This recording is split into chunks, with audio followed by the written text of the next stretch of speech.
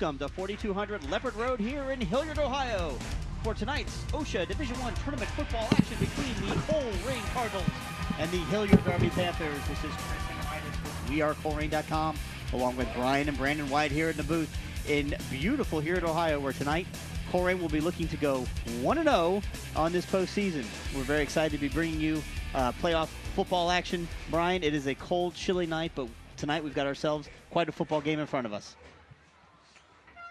Yeah, yes, we do, Chris. I mean, when you get into the playoffs, this is the first round, but we're, you're facing teams that are just as good as you, if not better. It's going to come down to, as we said earlier, execution.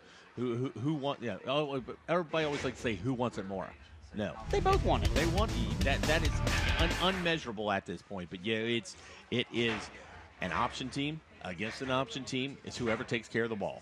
Absolutely, and tonight, who's going to be taking care of the ball for the Hillard Darby Panthers is the junior quarterback, Nick Powers, 6'2", 185-pound dual threat quarterback. He likes to run, he likes to throw. He has got over almost 1,200 yards rushing on the year with 18 touchdowns, and from a passing perspective, not too shabby, just over 1,000 yards passing with 10 touchdowns and only 1 INT. So he certainly knows how to take care of the ball. For those of you watching on Waycross, again, we appreciate you tuning into this tape-delayed broadcast. There you can see the Hillard Darby Panthers banner, which is very similar to the Colerain banner in construction and shape. And they'll be running through that shortly here, about 3 minutes to go before kickoff.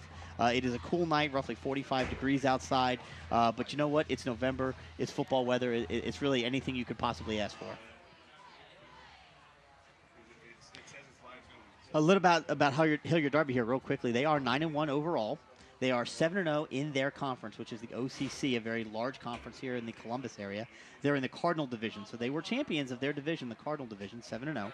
9-1 overall. Their only loss on the year coming to Hillard Davidson, who is, of course, a thorn in the side of Colerain fans as they remember 2006, our game against Hillard Davidson, losing 10-7. So definitely some good football being played up here. This is the first time varsity meeting between these two schools. They've never played each other on a varsity field. I say varsity because last year, first game of the year, by happenstance, the JV teams did happen to hook up. Colerain losing that game 7-6. So the Darby Panthers are now running onto their home field. Interesting of note that they would be the first ones to come out, Brian. Typically, doesn't the home team come out after the visiting team? Or am I just making that up? You might just be making it up. I think you're pulling one of those out of my stat book. So, yeah, Coach Bolden is out, but is waiting for his team to come out. But, don't know where the locker room's situating, and this is the first time we've been in this stadium. Coaching staff for Colerain is out there. We see a couple of other coaches coming out of the tunnel, but they should be joining us soon as we get close to 1 minute and 50 seconds left till we start this game. Again, thanks for everybody listening at home on WeAreColerain.com, and that's radio at WeAreColerain.com. Thanks to everybody. Even if you're not a Colerain fan, let us know you're listening, and especially thanks to Tony Suarez and everybody here from Waycross Community Media and all of his volunteers. We're warm and toasty in the booth, and these guys, not all of them Colerain guys, have come and volunteered their time to stand out in this cold weather, and they don't get to run around like the football players. They got to stand in one place and work those cameras, so special thanks to all the volunteers from Waycross Community Media. Absolutely. Can't say enough about the great job they do. And, it's not exactly right around the corner for them. They had to pack up their truck and move everything 2 hours north to come up here to Columbus to cover the Colerain Cardinals. So it shows a great level of commitment from the Waycross community family to Colerain High School and the Colerain community. So thank you, Waycross guys, a tremendous amount for all your efforts. We really, really do appreciate it. So the Cardinals are making their way onto the field now. I believe holding the flag for their run onto the field is number 15, senior Spencer Henn. They'll make their run through. And at this point, it looks like they're just waiting. It is unique at Colerain. You see the kids on the sidelines without stickers. Those are all the freshmen allowed to dress from playoff time, and it looked like it took a little extra time to get all those freshmen out of the locker room as the Cardinals finally take the field. Yeah, it's good to see Spencer Henn is dressed. He missed a couple days of practice this week with a kind of flu-like sinus infection, I was told. And today I was told that Strader, the starting center, will be back to play this game. So Colerain running at full health. Hopefully we see a good, clean, fought, strong game and good luck and good health to both of these teams. Absolutely. So we're getting ready to kick off, and as a reminder, Colerain did win the toss for the coin toss and decided to receive, which is a little different than what we've are used to in the past with Colerain. Typically, they defer. They want to get there. They want that ball to start the second half. But tonight, I think they want to set the tone early offensively and get some points on the board early, hopefully. And I think Darby's game plan going into this is trying to keep the ball out of the vaunted Colerain offense. So with Colerain getting the ball first, they're going to, if they deferred, they might not see the ball until middle of the quarter because Darby's going to try to eat up the clock and keep the ball away from Colerain tonight. So Colerain getting the ball first, hopefully score first, and set the tone, make Darby play catch up the rest of the night. Yeah, that's actually a great point. I know, that's why I said it. Yeah, possessions are going to be at a premium tonight. There's no doubt about it. So. Again, thank you so much for tuning in to WeAreColerain.com's presentation of WeAreColerain.com in conjunction with Waycross Community Media. I hope everyone can hear us okay. Getting a few text messages saying here we seem to be kind of low. Be sure the volume is up on your computer because we are getting ready for kickoff. And number 37 for the Panthers will be lining up as Ryan Kaspzak. Back is Christian and Asbury. We are underway. The kick is up. It is taken right at about the 7-yard line by Jordan Asbury, taken to the 10, to the 15. Looking for some space. Room, trying to find some space. Gets it out to about the 19-yard line, which is where he'll be taken down. They're going to mark him officially at the 20. So whether it goes to the back of the end zone or brought out, the Colerain Cardinals will start off first down and 10 at their own 20-yard line. Yeah, he got the ball on the far right side, tried to work the way across the field. There's less guys to block. The outside contained from Darby was there, turning back inside so the trailer can make the tackle. So Colerain takes over a first down at the 20-yard line. That's Deshaunte Jones under center. Cardinals come out in their I formation. Backs out from center now does Deshaunte, wanted to get a better read. And they're moving right to left on your radio dial. People love to say that. I don't necessarily know why. If they can maybe vision it in your head. Deshaunte Jones under center, takes the ball, fakes the handoff to Milo Caldwell, falls him up through the line, leaps over a few defenders, stays on his feet, and he's going to pick up about 7 yards on first down. So there was a host of tacklers there, but he just kept his feet moving. Yeah, Colerain's seeing a different front. We've seen a 50 slant a lot. We're on a little 4-3. They're plugging two defensive tackles right over the center gaps. So they're trying to take away that fullback and free up their extra linebacker they got there to fill the gap. So look for Colerain to kind of work that. And it looks like really Darby is playing the four-man front, but they have the one technique directly over the center. So they basically have three guys on one side and filling that extra gap with the linebacker, trying to get Colerain to go one way or the other. So Deshaunte Jones takes the ball, fakes the handoff, keeps it himself, and he is tackled in the backfield by number 54 for the Hillard Darby Panthers. That's Jake Harms, a 6'1", 205-pound junior, for a loss. A loss of 2 will set up a 3rd and 5 for the Colerain Cardinals. This is a hard-nosed football team, Hillard Darby. They play well. They're disciplined again, and turnovers will be key tonight. The Colerain Cardinals have got to limit them to as little to none as possible. Shotgun right now for the Cardinals. Trips to the near side of the field. Yep, that's Sarley, Hen, and Asbury to the short side of the field. Monolo Caldwell in the backfield. Now he spaces himself out just to the right. There goes Asbury in motion, and we've got flags. That's going to be a legal procedure, I think. Yeah, trying to get set up. No legal formation. Is a timeout for the Colerain Cardinals before the play. Play clock was going to run down, and coach sees it from the side. As we see time and time again, if you don't see what you like, you're better off calling a timeout and taking a penalty. Take a minute here and just give you a second to, again, enjoy this from our sponsors. So early on here, Coach Bolden wanted to call that timeout at 3rd and 5. I mean, it may sound crazy, right? But it's an important third down here early in the game. You want to get that first down. You know, field position is very important in a game like this. Yeah, you're setting the tone early, and you really want to get the play that you want. Even if you don't get the first down, you don't want to set yourself back another 5 yards and make it a 3rd down and 10, or force something mistake. If you don't like the defense that they've seen in front of you, call that timeout because you want them to stop you. You don't want to stop yourself. Absolutely. So here we go. 3rd down and 5 for the Cardinals. Cardinals have shifted a little bit, still in the shotgun. Yep. Now he's got 2 receivers split wide to the left. That's Sarley and Hen, and Asbury is out far wide right with Caldwell in the backfield. In the shotgun. Shante takes a snap, looks to run, keeps himself. He finds a hole. He's going to have enough for the first down. He's into the Still on open, his feet. and he's onto his feet. I don't think anybody's going to get him, folks. He's down to the 30. He's down to the 20. 15, 10, 5. Touchdown, Cardinals. To 75 yards for Deshaunte Jones. Deshaunte Jones already ran for 835 yards, battling Lakota West running back for the league title. We're in the playoff, and a big run to start the game out. Coach Bolden calls a timeout, changes a little bit of personnel, changes formation, comes out, right play at the right time. Deshaunte Jones makes the perfect And read. we talked about Kendall Strader. He missed some time. He was sick. He had the seal block there. It was a speed option quickly to the left. Defense flows over top. Strader seals the backside cut. Deshaunte Jones makes one stiff arm and takes it the rest of the way on his feet as the extra point is up and good. 10-15 into the first quarter. The Cardinals lead 7-0. So Colerain wins the coin toss, does what they need to do, puts this game into the defensive hands. Your offense has done its job. Now Coach Cutright's defense is going to come out and try to stop this vaunted Darby offense, as you said, led by Nick Powers. 1,058 yards passing, 1,181 yards rushing. So he's a dual threat quarterback, just like Colerain's Deshaunte Jones.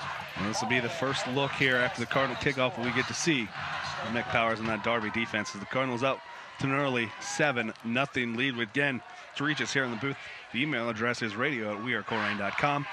And this evening, our first email comes from Randy and Beth Hunt, listening from Ross, Ohio, class of 92. So go Cardinals from Ross, Ohio. Thank you for listening, Ringo. Where are the Shears? Have they not emailed in yet? They may be busy tonight. It's a Saturday night. Maybe they tuned in last night on a Friday typically. No, they know.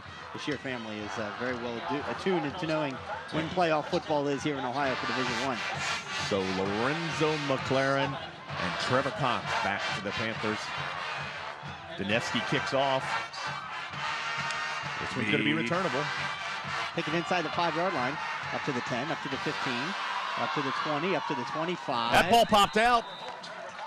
He knocked it loose. I think Maine Williams nearly popped it out. I think it stayed in his hands.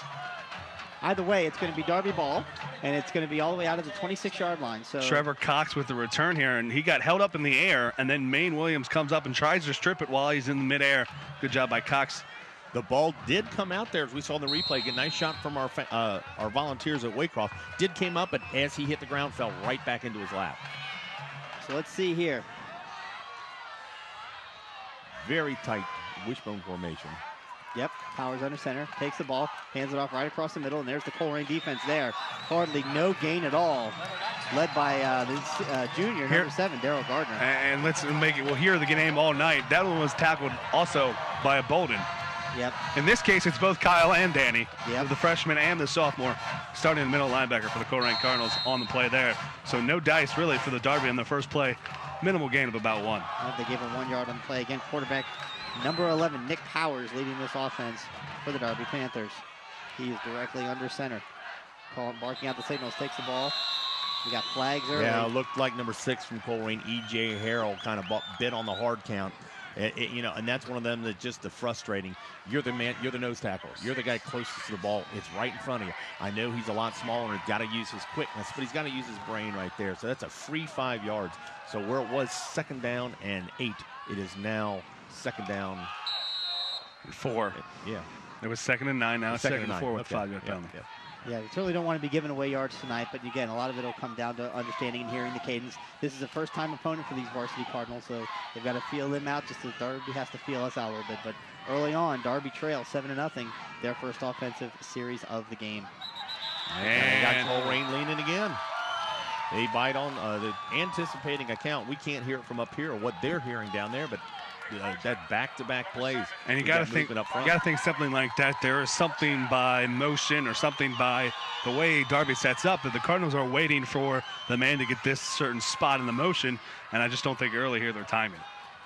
Well, a lot of time too. I just saw one of the Colerain players go to talk to the referee. Don't know if he's reading a little head bob or something from the center. He's seeing something that may be drawing him offside. Linebackers and DBs have certain cues to know that they can go in motion and maybe go with the man, try to catch a play before it happens. So here we go now. First down and 10 as a result of the penalty. Hand off to the fullback. He's going to get about maybe 1 yard before the Colerain defense right up the middle, and that's good to see the Bolden boys there doing their job as well as the interior of the defensive line. Well, they bulked up that defensive line tonight. They brought Matt Turner, pretty much one of the biggest linemen that we've got, an offensive lineman.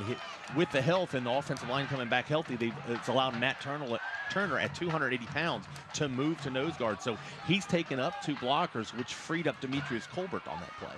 Good job, 6'2", 277 on the roster. Well done. So here we go. Second down and 8 now at the 40-yard line. Colerain Cardinals defense.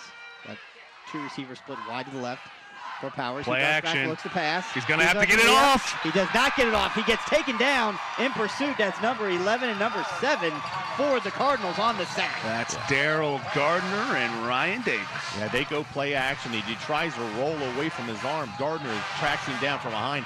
He's lucky he held on to that. Great job. I was going to say a great job to hold on to that. But now in a passing situation, they're going to put Turner down back on the bench and then bring a Devin Williams. So not the situation that Darby wants. They are a run-first team, so this 3rd and 15 will be interesting with their play call is.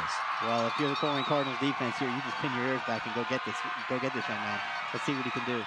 Nick Powers once again fakes the handoff, keeps it himself. He's going to try and get some room, and he does get some room. He's going to pick up about 7 yards on the run, past the original line of scrimmage by a yard, but it's going to be 4th and about 9. So the Cardinals do their job there in their opening possession. They score a touchdown on offense, and here on defense they've held Darby forcing the punt. Well, outside of those 2 penalties, that's a good defensive set. Again, we saw the speed and athleticism right at the line that Colerain brings to the game, as well as around the edge to bring down the quarterback. Yeah, that'll put the dangerous Jeffrey Christian back, and we've got a timeout on the field. Colerain's going to burn another timeout. Not sure if they didn't get personnel out on it quick or not enough. We're going to go ahead and take a minute then for those of you listening online. We appreciate you listening to tonight's game on wearecolerain.com.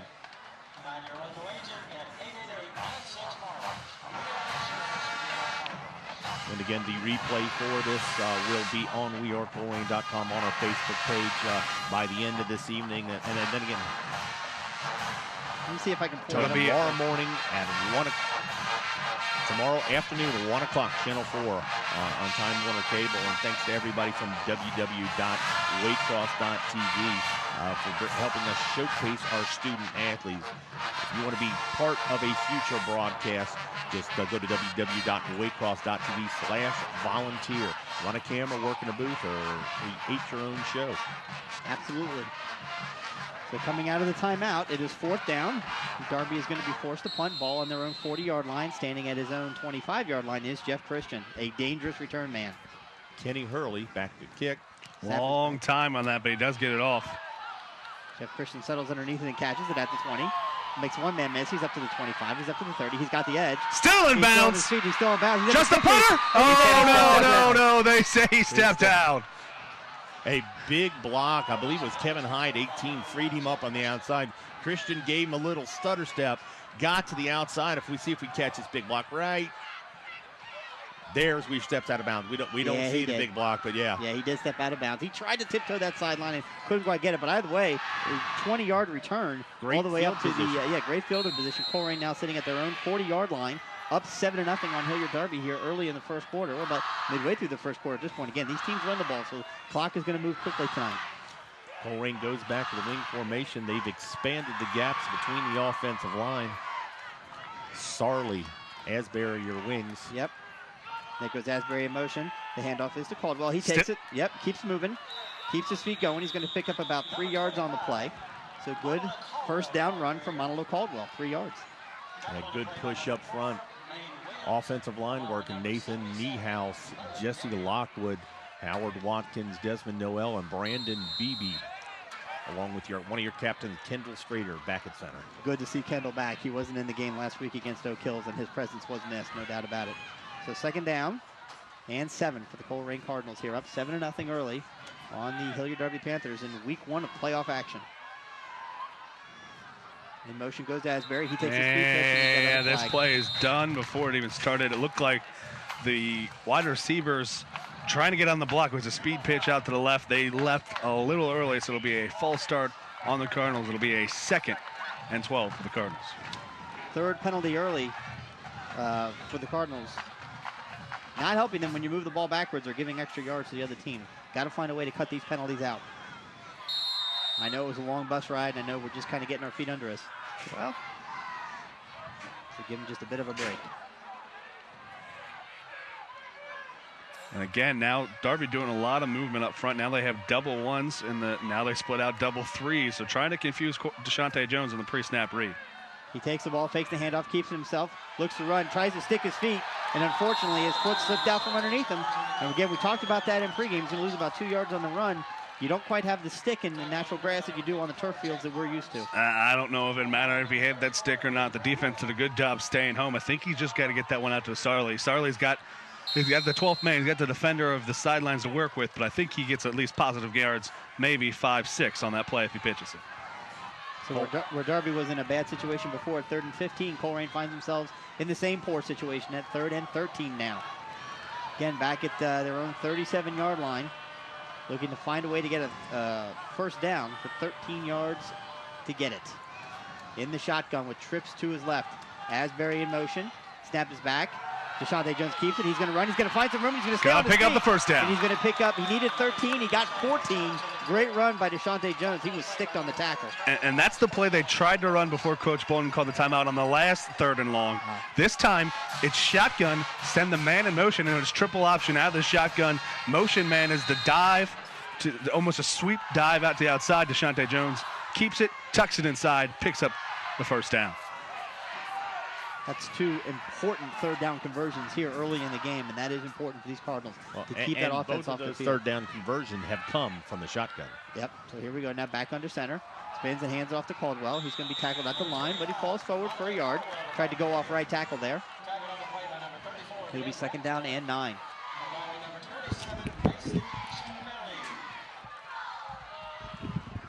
And a nice little mix up there. Tried the fullback counter there, and Darby did a good job containing it, forced it back inside where the linebackers cleaned it up.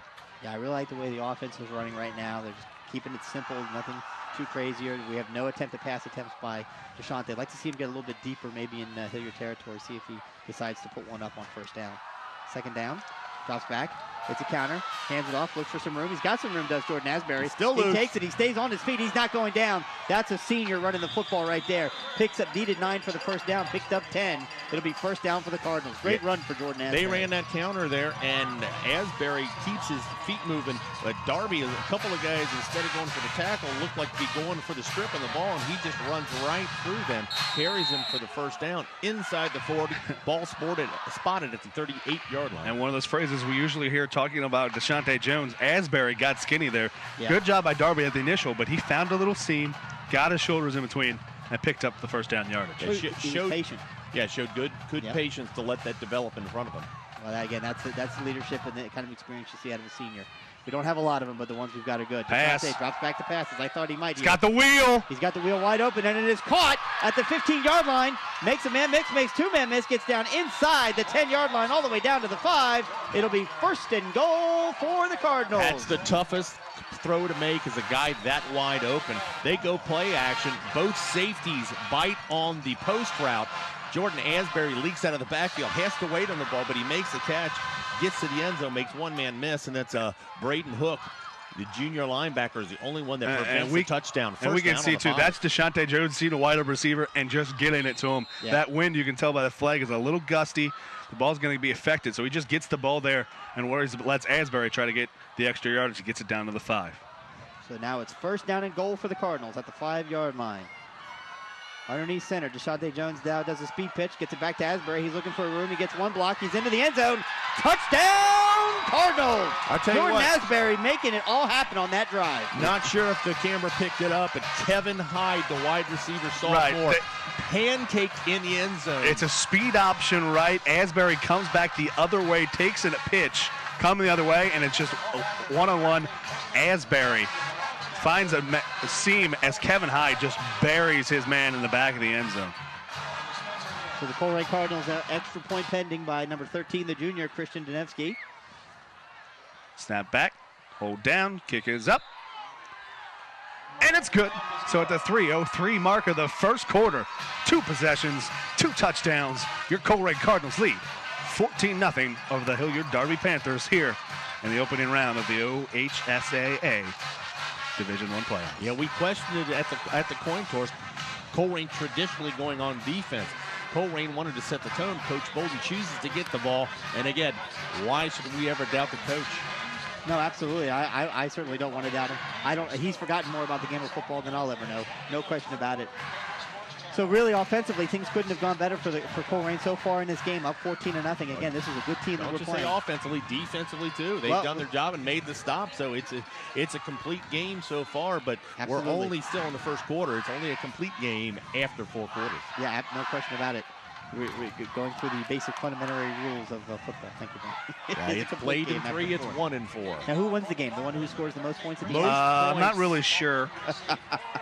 As a reminder, there are a few exceptions.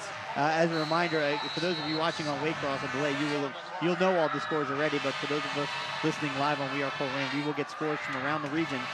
Brandon, as he dutifully does every night, writing those down, and as he gets them, I got a couple for us when we get to here the next break. Oh my goodness! Danevsky's kick will go to the 1. Yep. Will be fielded. Picking up to the 5, to the 10, to the 15, to the 20. One man is missed, 25-30, stays in bounds. Taken out of bounds is the return man for Hillard Darby, but not until he gets all the way up to the 30, we'll call it the 38-yard line maybe, is where they're going to mark it. So improved field position for Darby and a good return for them on their second series of the game. Trevor Cox does a good job following that behind that wall, but it's very well blocked. In the winter, that ball's a little bit colder. I don't know if Danevsky can get many into the end zone. So this cover team is staying in their lanes, but Darby really blocks well that initial wall. Yeah, he got at least 10 yards before he was touched by any Colerain Cardinal. So kudos to the Darby wall on that, no question about it. Darby has a little bit of formation. They've spread out their splits. There we go, man in motion. Nick Powers takes the ball, fakes the handoff, keeps it himself, tries to squeeze through the middle of the line, gets skinny, as we like to say. He only got about a yard on the play. So again, that interior defensive line led by number 71. You gave his name out before. Turner doing a good job helping beef up the middle of that line. And the Cardinals just daring Darby to go over top with it on a pass here. They blitzed everyone up. The linebackers went to the 2 A gaps. Defensive tackles went to the B gaps. Outside linebackers had to see everything was covered there. He just scored it through for the yard. Second down and 8. They gave him 2 yards on the carry. Number 4 in motion. Howard drops back. Looks like he's going to pass, but I think he's just going to run around in. That's a design keep. Great tackle in the open field by number 10, Amir Reap. And Amir Reap, one of the sophomores starting on here at 6'1", 180 pounds, gets off the block. And it's great. We're up here in the booth. We're hearing the coaches yelling for a hold there. But, yeah, they get the quarterback outside, but Reap gets off his block. Interesting, no gain. Interesting, though. Amir Reap immediately came off the sidelines. He's doing little arm circles. You might have heard his arm on that tackle. The guy who made the block in the touchdown, Kevin Hyde, comes in replacement corner. He did a fantastic job a couple weeks ago in the place of injured Reap. Yeah, Reap's been out a couple weeks with a hip issue. So, yeah, Hyde's got plenty of playing time. So 14-0 Colerain here. Just about a minute and a half left in the opening quarter. 3rd down and 7 for Darby. This is a big down for them. They drop back, look to pass. The ball's in the air, and it is knocked away. Jeff Christian probably wanting to get that interception, but not quite enough to get it, but he does knock it down. It's going to force a 4th down and an upcoming punt. Yeah, that pass, if completed, was enough for the first down. But Jeff Christian gets in there, right times it perfectly, knocks it out of hands, going to bring out the punter. And the thing about that, he rewards that play with getting to return this one. So Christian back for Colerain. That's Kenny Hurley is going to be kicking for Davidson. So this will be the 3rd possession for the Cardinals. They've been successful in scoring on their first 2. About a minute and a half left to go here in the opening quarter. There's a kick. It's a short kick.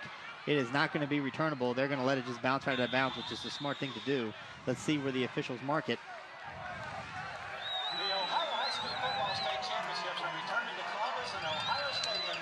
Ball's going to be marked at the 33-yard line of Colerain. So again, we talked about it for Colerain and for Deshaunte Jones. What really plagued this offense earlier in the year was the turnovers. They were rampant. But again, it was with Deshaunte learning the offense. He's got a much, much, much better handle on this offense. And as a junior, you know it's only going to get better as he progresses into his senior year next year. But, you know, we have not seen the level of turnovers in the past few weeks that we saw early on. So, well, you've got this is the very first year he's ever played quarterback. So there's adjustment, and it just not physical adjustment, a mental adjustment. He's playing with more confidence, and it shows. That's a great point. That's why I said it. Yep. Deshaunte Jones takes it once again, fakes the handoff, runs around to the end. Not much there. Makes a smart decision and keeps. He's going to pick up about a yard. And a good job there by Trevor Cox there for the Panthers. Just kind of stringing it out, forced Deshaunte Jones out of bounds before he could turn it up and pick up more yardage. Minimal gain on the play. He actually just gets, they're marking just at the line of scrimmage. Wow. No, the chain hasn't moved yet. He got 2 yards. Either way, 2nd down and long. 2nd down and 8 on the scoreboard, but you know what it's like reading the scoreboard, right, Brian? We don't ever trust that. There he goes. Chain guy finally moved. So 2nd down and 8, 2-yard gain on that 1st down run for Deshaunte Jones. Under center again. They're in tight. Asbury in motion. Gives the handoff to Caldwell. He runs through the middle, lowers his head, drops the boom. Needed 8 yards to get the 1st down and picked up 9. Manuel Caldwell, there's another sophomore for the Cardinals. We remember against Fairfield, there's the big 10-year celebration state championship team. Lucky enough to be on the sidelines after that game. And Manuel made it to fumble. Coach Bolden pulled him by the face and said, son, you can't be a sophomore anymore. And since then, he has not been a sophomore anymore. The big play there for the Cardinal 1st down. It really is asking some of these sophomores, on defense too especially, and even some freshmen who maybe get a little bit of playing time to step above and beyond, especially now come playoff time, because there are no cupcakes left. These are all very good football teams. Deshaunte Jones takes the ball, hands it off to Manuel Caldwell. He keeps it. He's going to pick up about 4 yards on the carry. It'll be 2nd down. So this is exactly the kind of game that the Colerain Cardinals, and conversely, Darby would want to play if they had a 14-0 lead. Run the ball, run the clock. We're now about 30 seconds left to go here in the opening quarter. And Colerain leading 14-0 and driving again at the 48-yard line. You know, Chris, I don't think really Colerain's not concerned about running the clock right now. They're running the plays in the normal offense they're going to run. It's just, stay with what's successful. Yep, there's a counter to Sarley. He's got it, lowers his head. Look at Deshaun Sarley. Again, needed 6 yards for the 1st down and got 7. Every year this team... And we got a personal foul coming up. I don't know. It looked like it's on a Cardinal trying to clean up the pile after the hit, because I know I didn't see it, but I know it's on a Cardinal because Coach Bolden is yelling at someone in the Cardinal huddle.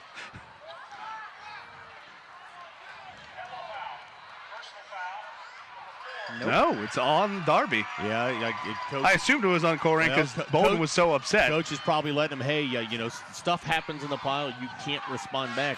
9 times out of 10, they're going to catch the guy responding to whatever's going on in the play. This time, they see the initial contact and not really, we didn't get a number. Don't need to call him out, but something happened during that tackle. So add 15 yards onto that 1st down. Colerain has the ball at the Darby 30-yard line. And that will do it here after 1 quarter of play from Hillard Darby High School. It's the Colerain Cardinals 14, the Hillard Darby Panthers 0. Yeah, absolutely. And again, correct me if I'm wrong, but they did call out the number, which I didn't think they did, but maybe they do that. No, the rule has changed. You can call the number. It's up to the individual referee if he wants to make that call. Okay, so at the end of 1, it is Colerain 14, Darby nothing. And if you're the Cardinals, you couldn't have asked for a better 1st quarter, really. No, you really couldn't. They've done a good job. They've played well. The defense had a couple of encroaching penalties that handed the Darby a 1st down on their 1st series. But, on the last series, they came back and acquitted themselves. They played well. Again, for Darby, the key is powers. I mean, he likes to run the ball, I think, up the middle. They run that veer off the tackle. And I think as long as Colerain is doing their job in the middle, you force him to find a way to either beat you around the edges or over the top. And I don't think that's something that this team is particularly wanting to do. Again, you don't just change who you are come playoff time. So many teams, or so many people think that you can just change who you are. I know they said that about, so many people have said that about Colerain for years. Why don't they just throw the ball more? Well, they didn't throw the ball all year. You're not going to all of a sudden become a team that's going to throw for 300 yards in a game just because the other team. Well, maybe if Tom Brady transfers in and finds some years of eligibility, maybe. He's short enough. He fit in. I kid, Tom. I love you. All right, Deshaunte Jones has got it now. He fakes the pitch, looks to pass. He's got plenty of time. He's going to tuck it and run because he's got enough for the 1st down. Oh, I apologize. He stopped just short. He's going to be about 3 yards shy. He had enough. He just stopped running. And this is a all-metal press box. The coaches are right above us, so their words vibrate off the thing. We got to hear it there. Deshaunte does the play action, rolls out.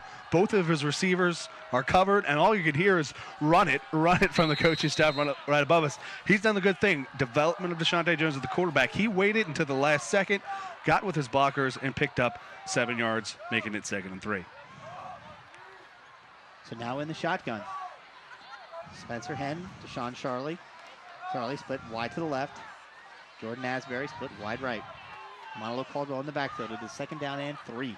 Just underway here in the 2nd quarter. Charlie comes back, takes his speed. He looks for some room, and he's got it. Oh, we've got a flag. Yep, that one's probably coming back. It's going to be probably a holding call against the Cards. Yeah, Deshaun Charlie coming in on a jet sweep, but he might have turned the corner because there was a little bit extra in the block, and it is. So he's a little bit bigger than our offensive lineman. What do you want me to tell you? It is going to be a holding play, so that's going to be called back. But hey, Chris, handed some first quarter stats here. Yeah, let's hear it. Colerain has the ball 6 minutes and 53 seconds. Darby 5 minutes and 7. Colerain 134 yards in the first quarter. Darby rushing total. They had pass total and 167 yards total. Oh, okay. Darby has 6 yards. Oh, that's the kind of defense you'd like to see. So there we are, 2nd down and 13 after the holding call. And at the end of the quarter, we'll get you some quick scores from other playoff games. Yeah, absolutely. It looks like there's some scoring abundance here across the area and down in Cincy. Deshaun Jones takes the ball, direct snap, keeps it himself, tries to find some room. Good defense by Darby, but not until he picks up the past the original line of scrimmage. That's going to call 4 yards on that run, so it's going to be 3rd down and about 9. Yeah, speed option to the left, and he sees a little bit of crease, but that crease closes very quickly. Limits the gain, but you're probably in 4-down territory here, so you got 2 plays to get 9 yards. With these conditions, we might still be out of Dineski's range. Yep, great point. Great point, Brian. That's why I said it. I'm going to do that all night because I just like to hear you say, that's why I said it. Inside the 30, sitting I don't know. It wasn't the line. best point ever. That's a pretty good point. Trips to the left. Yep, let's see what he does. He drops back, looks to pass. He's going to roll to his Got left, a man. and he throws it, and it is caught. He's going to pick up about 4 or 5 yards on the play. Not going to have enough for the first down, but he's going to be very close. Kevin Hyde with the catch here. A little roll. That was Henn, Brandon. I'm sorry, Spencer Henn with the catch. Little flood pattern. The senior stays on his feet, makes one man miss. He's going to make it 4th and a yard for the Colerain Cardinals here. Henn, converted quarterback, baseball player, is not a traditional build of a wide receiver. He's a pretty thick kid, weighing about 190 pounds. So we said that, and he still had that big 70-yard touchdown pass. This could be a big momentum shift for Darby if they're able to stop Colerain. We were not at all successful last week on 4th down. So this could be a big momentum swing if they can't get it. Let's see what they do here. And Darby jumped. It won't matter. So we saw in the first possession for Darby that they drew the Cardinals offsides twice. Here on a big 4th and 1, the Cardinals draw the Panthers offsides, and a gift right back as the Cardinals will have it first down. And again, just like Colerain, it's the guy closest to the ball that gets drawn offsides. Anticipating maybe a quarterback sneak on a quick count, but it gets pulled over. So it gives Colerain a first down inside the 20, the ball at the 16-yard line. So inside the Cardinal red zone are these Colerain Cardinals looking to add some more points. They're already 14-0 lead. Back to the I formation, 2 wide receivers. They've widened the splits, brought in the tight end. Yep, I formation in. Deshaun Jones under center, takes the ball, takes the handoff, keeps himself, runs around left end, gets skinny, makes a few guys miss, stays on his feet. What a run by Deshaun Jones. He ran through about 3 tackles, needed 10 to get the first down, got 11. For someone 170 pounds, he does not go down easy. He delivers the blow here to the tackler and picks up the extra yardage. Just stays on his feet and keeps going. I mean, he knows, hey, look, it's playoff time. Win, and what is it that Coach Bolden loves to say, and they've gotten the banner, survive and advance. That's what it's all about. Lose, and your season ends, and you're turning in your equipment. Deshaun Jones does pick up the first down at the 5-yard line, 1st and goal. So the Cardinals looking to score again.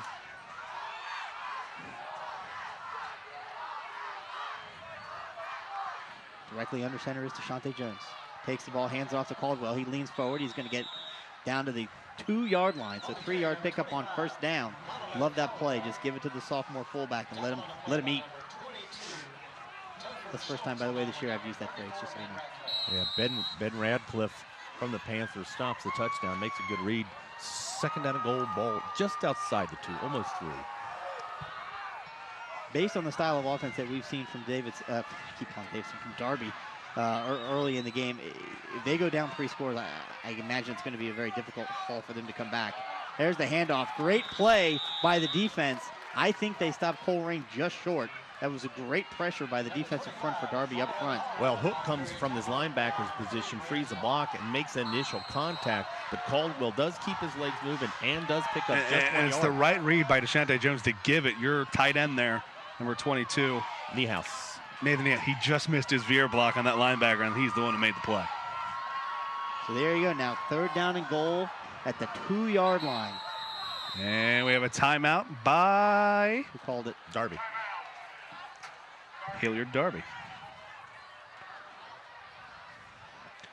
So we'll take this pause in the action as a big 3rd and goal from the 2-yard line for the Cardinals. Give you quick updates from around the city and, frankly, around all of Southern Ohio in Division I.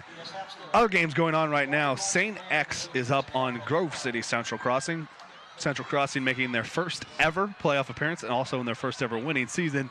They had to travel 2X, and unfortunately for them, they're down 21-0 early. At the end of one quarter, Lakota East and Springboro tied at 0 apiece.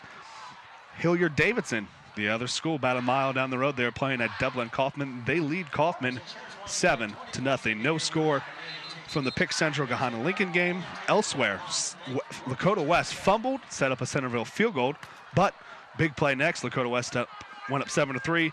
Centerville answers with a big play of their own. Centerville leads West. Lakota West 9-7.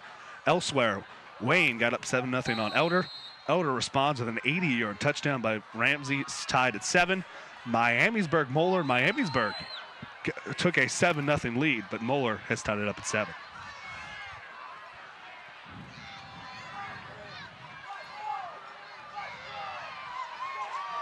All right, so here we go. 3rd down and 2 for the Cardinals at the 2-yard line. Looking to punch in another touchdown would be their 3rd of the night.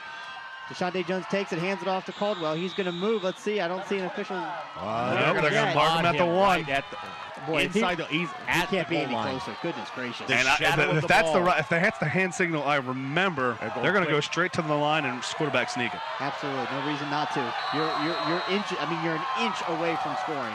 Deshaunte Jones under center, takes the ball, moves it forward. And he's going to roll rolls into the end zone. Touchdown, Cardinals! Deshaunte Jones. Colerain lines up quickly, gets behind your senior captain, Kendall Strader, and they just barrel it. They initially stop, but Deshaunte Jones goes airborne. After a little bit of push here, sets his feet, goes in backwards, falls into the end zone. Colerain up, 20-0. Dineski back to kick the extra point. So many people think that that's an easy play to do, right? But you got to have everybody snap at the right time, jump at the right time. And as we see the extra point forthcoming. Snap back, hold down, kick up, and it's good. And Colerain does something a lot of teams do to make it a lot easier. Normally you're on a snap count, you're listening for something, and the defense is the one reacting to the ball. And a quarterback sneak, here the way the Cardinals do it, every offensive lineman and running back that's on the line of scrimmage is looking at the ball. There is no cadence. Quarterback, in this case Deshaunte, will just get up there, and he gives a little up diddy with his hands, gives a little extra, a little up diddy, a little up to the behind of the center. That's his signal to go. So it's nothing to react but the ball for everyone. Try to get that little head start with your quarterback in center, and in this case he plunges forward for the touchdown. And with your guards going by movement, that gives your center a little bit of head start, and it doesn't allow the defense to attack. So really, it's almost just a 2-man quarterback sneak. Everybody else joins in. And it's a little different too. Normally each one has their own little pattern they're running. It's almost a dance, a choreographed little maneuver on each play. Quarterback sneak, everyone's taking one step in, and you're just forming a wedge. It's just basically like Mighty Ducks. It's a flying V, getting behind it and scoring a touchdown. So that'll bring Dineski back onto the field. Boy, it drops below 50 degrees, and you make a Mighty Ducks reference. Unbelievable. That's impressive. Hey, when the roosters are crowing and the cows are spinning circles in the pasture, ducks fly together. There you have it. Christian Dineski's got the ball lined up at the 40. His father, I knew that was coming. That was one of his favorite movies as a kid. Did you like that? You know that movie. Yeah, that's D2 when they beat Iceland. So kick is off from Dineski's his foot, and it's a good kick now, and it's going to make its way into the end zone. We talked about just before the fact that ball's maybe getting a little harder in the stiff, cold air, but Dineski powers it into the end zone. Well, and the wind's blowing here, but it's almost a crosswind. Yeah, so it's not blowing. It's not at his back, not at his front, but either way, it'll be 1st down and 10 for Darby on their own 20-yard line, which is probably their worst starting field position of the night. Last 2 times they were up past, I know, the 25. So this will be a good opportunity again for the defense to continue to do what they've done all night, and that's basically shut down this Darby offense. Yeah, Colvin for the Panthers, 1.5 yards. Powers He's got a long as 7, but lost a couple. They're averaging less than a yard a carry. Yep, Junior hands it off to the fullback, and he's going to move forward. He's going to pick up about 2 yards on the play. Number 12 for Colerain, Demetrius Colbert, there to make the tackle, just a straight dive. Success on first down with the fullback, as we know, being Colerain people, success with the fullback is a good sign for the option. So everything runs off that. Again, if you want to contact us in the booth, it's radio@wearecolerain.com. We got another email from the Himanitis. That's how you say it. From your mother and father. God bless him, listening at home in Colerain Township. Cardinals are looking good, Dad. Up 21-0. Here's the handoff. Fakes it, in fact. Powers keeps it. He's going to move forward and try and pick up a couple extra yards. He does. He's going to pick up about 3 on the play. It's going to be 3rd down and about 3. So good run for the quarterback. Yeah, Danny Bolden stops. The fullback hits outside. Davis slows him down. Nice stop on the outside. Christian comes up. It'll bring up a 3rd down and a long 3. I have not gone back and checked the actual stats. Maybe our guru here in the booth can take a look and see. Has Darby at any point this year been down 21 points? I don't know that they've only given up 21 points maybe once all year. I don't know. We'll find that stat. All I have to do is look at their go to our friend Joe Eaton. I'm going to go no. I think they've given up 21 maybe once. So we'll see here. There's a speed pitch back, looking for some room on the edge, and he's immediately what a tackle! Great job, number 10, Amir Reed, came flying in like a missile and cut down number 4, who was trying to run that ball and pick up the first down. Trevor Cox tackled, I think for no gain. It's going to be 4th down. Might even lost a half a yard. Trying to mix it up, get outside of the inside veer there. They try to get the speed pitch to the outside, and Amir Reed flying out of the secondary cuts down Cox. Yeah, Cox has showed some speed on his return game, but not as much as Reed had at that point. So that'll bring Christian back. It's going to set up for this return about the 40-yard line. Hurley kicks it from the 15. A wobbly kickoff to the right. Colerain's got to get away from it. It takes a Colerain bounce. And we're going to get an extra 15 yards behind the play. A Darby player throwing Keontae Jones, little brother of Deshaunte Jones, on punt coverage. Just sort of got thrown unnecessarily. So I think we're going to get another 15 yards against Darby, unless it was on Jones. He was on the ground when I see it. No, it might be on Jones. I just saw Keontae on his back. He might have actually been the aggressor here. Well, they might be calling holding on him. No, he made contact with the helmet, is what the call is. Can't make contact with the helmet. And in that case, he made contact with the helmet. Maybe that's why the Darby player threw him to the ground. Maybe. Either way, we did hear from the scorekeeper for the home team that the most Darby has been down this year is against Davidson, and that was earlier this year when they were down 10-0. So unfamiliar territory for this Darby squad, being down 3 touchdowns. But there's one thing they don't have, and that's quit. This is a hard-working team.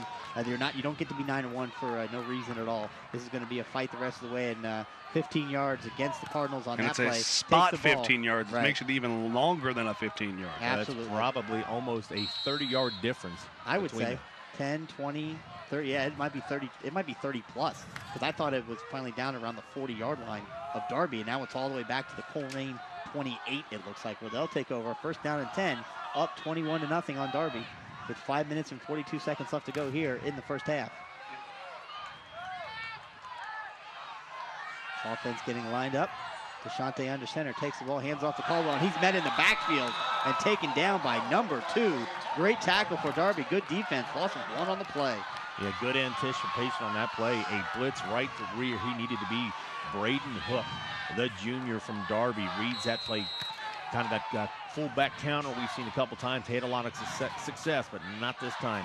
Hook takes him down, a 1-yard loss, 2nd down and 11. Yeah, Braden Hook leading the team in tackles with 83, also 3 interceptions. So Mr. Do-It-All on defense for Darby. So there's the handoff once again to Caldwell. He takes it, and he's going to move forward, going to pick up that loss, plus another extra couple of yards. It's going to be 3rd down and about 9. And Caldwell, just momentum, got a little too far ahead of him. He had that veer block, that triple team basically between the guard, tackle, and tight end, and he sort of got caught up into it and tripped over it. Had more yardage, but he couldn't stay on his feet, and he falls down for just a minimal gain, but makes it a 3rd and 8. Colerain success so far on 3rd down and long a couple different times. They went to the shotgun. This time looks like he's under center. Yep, Deshaunte's kind of kept in his hands. He's got it. To Jordan Asbury. There's plenty of room.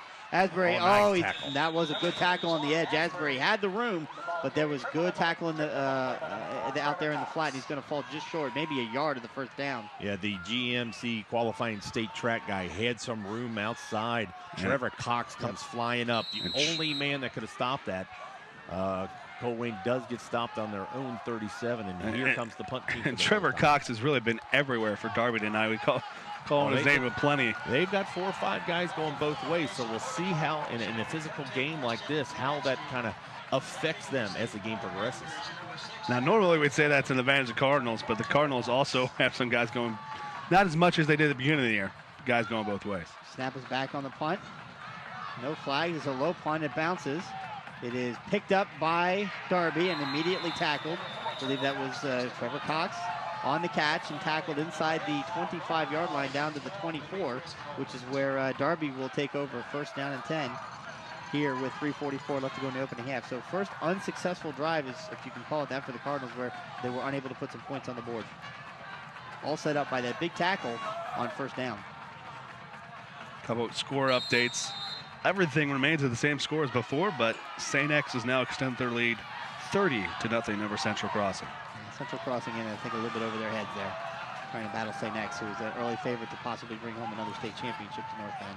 There's a handoff right across, right up the middle by the quarterback Powers. Absolutely nothing there. Stonewalled by the Colerain defensive line. Again, number 71, Turner, doing a great job. Well, and I don't know if you guys heard what I heard. They tried the down 21 points, fullback dive up the middle. And I was just about to say, it's something we're familiar with. Don't talk over each other. Don't talk over each other. The Darby parents on that situation yelled, "Come on, throw the ball." Something we're very familiar with. We hear that from our fans all the time, but that's why not as much as we're commentators, they're fans, and they're coaches. They know what they're doing. Yep, not as much as we used to. So the defense moving all over the place. There's Bolden. There's a handoff once again, but a great defensive effort by the sophomore. We got flags coming in late on the play. And a great play there by Daryl Gardner. He basically tackled the fullback and quarterback on that play. Yeah, the junior Daryl Gardner. It's going to be a face mask against Colerain. Just the 5-yard variety, though. So it was going to be 3rd down and 9. Another update with 42 seconds remaining in the half. T.J. Jemison makes it 7-0 Lakota East over Springbrook. Good to hear that T.J. Jemison, the quarterback for Lakota East, who we were so incredibly impressed with a few weeks ago when he came to Colerain and almost led his team to a victory over our Cardinals at home, only losing 49-48. Touchdown pass makes it 14-7 Wayne over Elder. Panthers on the road tonight, right? There. So here we go. 2nd down and 5 now. Powers, again, the quarterback, the junior quarterback, Darby under center. And we're going to get a timeout here. Coach did not like what he saw from the defensive front. Calls a timeout, and the offense will regroup here with 2:38 remaining in the half. Timeout, Darby. They have 1 remaining. Yeah, when they called that, I was looking at a couple of the Darby offensive linemen were looking at each other. I think it was more a formation that he saw. Where play clock wasn't running out. Somebody wasn't lined up right. Again, if you're listening live on wearecolerain.com, we are very grateful and thankful you decided to spend your Saturday night with us tuning in. We encourage you to drop us an email here in the booth, radio@wearecolerain.com, especially if you're an alum and you're listening somewhere in this great nation of ours or anywhere around the world. We'd love to hear from you and let us know what you think of the broadcast. Any questions you may have about the Cardinals, we'd be more than happy to answer them. Again, if the Colerain isn't fortunate enough to hold on here and come out with a victory tonight, they will play the winner of the St. Xavier Central Crossing Let's game. not kid ourselves. They'll be playing St. X. Colerain will, if they are fortunate enough to hold on tonight, will be playing St. Xavier next week at a place and time to be determined. Well, it'll be Saturday at 7, conceivably, unless they try and put together maybe a doubleheader somewhere. But we'll know if we're able to hold on tonight with the win. So up 21-0. It's looking good, but it is 2nd down and 5 for Darby. Number 4 in motion. Good play in the backfield. I think someone got missed, maybe. Certain linebackers and position players have assignments. Freshman Danny Bolden is in charge of the fullback. Read the snap perfectly, and the quarterback does a great job getting that ball out of the fullback because he absolutely put the big fullback on his backside. Just Bolden was flying through there. Don't know if we caught that on replay. And as we remind everyone at home, there's no nepotism here at Colerain. Freshman Danny Bolden, the AD's son, Kyle Bolden, the sophomore, the head coach's son, and they have done a fantastic job this year at linebacker. Yeah, no question. They're reaching up towards the line. Nick Powers takes the ball, looks, he just needs to get a yard for the first down, and he does. He moves out past the 35, out to the 37, needed 1, picked up about 5 on that. So first down for the Darby Panthers. Yeah, student body, he just goes around and uses his fullback as a lead blocker. Good block on the outside by the tight end. Takes down Darryl Gardner, and just enough for the first down. Only 1 timeout left and under 2 minutes to go here, and the clock is now running in the first half, so they're going to have to move quickly with this Darby offense if they want to try and get some points on the board. Can't imagine they're going to be able to run this the whole time. They're going to have to try and attempt to pass, and that's exactly what they do here. He drops back, passes it deep down the field. He's got the wheel. He's got a man wide open, number 4 tackles, and he's down to the 30. He's going to be tackled, but not until he gets all the way down. Let's see where they mark it officially at about the 21-yard line. So just as I said it, it happened. Well, same play Colerain had success on. They will go play action and get the wheel, and he had enough time for this play to develop. They faked the pitch, and he travels out there by himself. Linebacker to go with him. He's thrown for over 1,000 yards, so he can throw the ball. And a play the Cardinals were at least the coaching staff was prepared for. As soon as the play fake happened, we heard upstairs in the booth, post wheel, post wheel. Yeah. And they did not cover the wheel on that play. So first down and 10 now at the 21-yard line. Hand off up the middle. Going to pick up about 2 yards on the play. Now plenty of time with the timeout, 1 minute and 10 to go here in the second quarter. Yeah, tackled by Chris Albert. Of course, Darby wanted to get some points on the board. They will get the ball to start the second half. So if they can find a way to score here and then get the ball to start the second half, they could be in a great position to mount a comeback in this game. Under a minute to play now. Only 1 timeout remaining. Colerain is pressuring up the middle. He's got the wheel again. No, he doesn't. Picked off. Picked off by the Colerain Cardinals, taken up to the 10 and pushed out of bounds right at about the 22-yard line. That is number 10, Amir Reeps, on the interception, having himself quite a first half, is the sophomore. The wheel was initially there, but the Cardinal defense recovered. The pass floated just a little bit in the air, enough time for Reep to get under it. Yeah, just floated a little bit. Don't know count the wind, but a little bit on the throne. Amir Reep had his eyes had to be as big as softballs. He saw that thing coming. He cut his route short, came in and pulled it out of the air. And everyone in the stadium saw the wheel wide open. Yep. I think Amir Reep saw it before anyone else did, though. Yep. He's there to make the interception. And it looked like here we have a Darby player down. It looked like he was just chasing the play and sort of just, I don't think he got hit there, just sort of went down on his own. He got blown up. It was a nice block. It was a clean block, but he was taken down by Demetrius Colbert. All right. Yeah, so that's Zach King. So hopefully he's okay. Just shake off the cobweb and get him back. Yeah, absolutely. It's a quick moment here just for him. Hopefully he's all right. Certainly don't want to see anybody hurt here tonight again. So just a quick reminder while we're taking a break here in the action.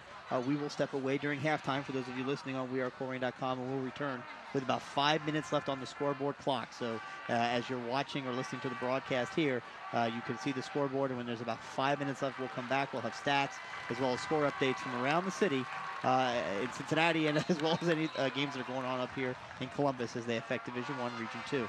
And maybe we'll even pull in some Region 1 games. What do you think, Brandon? Think we can find those maybe? No, probably not. Not Region 1. Not time yet for Region 1 games. Maybe next week. St. Ed's is up a lot to nothing. That's not a surprise. They're gonna win this whole thing. I'm telling you. So 43 seconds left. Colerain has the ball. First down at their own 22. Yeah, nothing special or fancy here. Not with a 3-touchdown league. Here's a speed pitch out to Asbury. He takes it, makes one man miss. Let's see how many more he can make miss. He's going to pick up enough for the first down and run out of bounds. Steps out of bounds. Yep, 36 seconds to go. Asbury, GMC qualified state. He got hurt. GMC champ. State qualifier. Sprinter state qualifier. If that's the one thing with him, you run the ball, but if he catches a seam, there's nobody on the field that can catch. He just needs to plant that left foot. If he can find a point to plant that left foot and cut it upfield, there isn't anyone, I don't think, on this Darby defense that's going to be fast enough to catch him. 36 seconds left now. Jordan Asbury once again in motion. There's the counter play up through the middle. I think was that Sarley? That was Deshaun Sarley. You both came in on that one. Deshaun Sarley with the carry. Picks up about 6 yards on the play. It'll be second down. Clock continues to run. Colerain does have one timeout, but with 20 seconds left to go here in the quarter, they're going to try and do some counters and maybe some speed pitches and see if they can break one. Again, nothing spectacular here, I don't think. 13 seconds to go. DeShante drops back. He looks to pass. He's still on his feet, avoids tacklers, stays on his feet, makes one-man miss, runs back to the middle of the field, still on his feet, into Darby territory, all the way down to the 40-yard line. And that's not going to matter if they get a timeout or not, though. It depends. The clock is officially on the field. The play clock up in the stands is saying 0. Coach Bolden is going with the officials to see if there's any time on the clock. Well, Darby is marching off the field. They think it's the end of the half. The defense is staying on the field. The head coach is motioning his defense to get off the field. And the head referee, though, has signaled end of the half. So there you go. So great run by Deshaunte Jones to try and make something happen there to end the half, but unfortunately, Coach Bolden couldn't quite get the timeout before time ran out, and he's a little upset himself with the refs or both, and they didn't quite get it. But either way, zeros across the board on the time, and the Colerain Cardinals go into halftime up 21-0 on the Darby Panthers. Thank you so much for tuning in to WeAreColerain.com's presentation of Colerain Cardinal football. We'll be back with 5 minutes left on the scoreboard clock.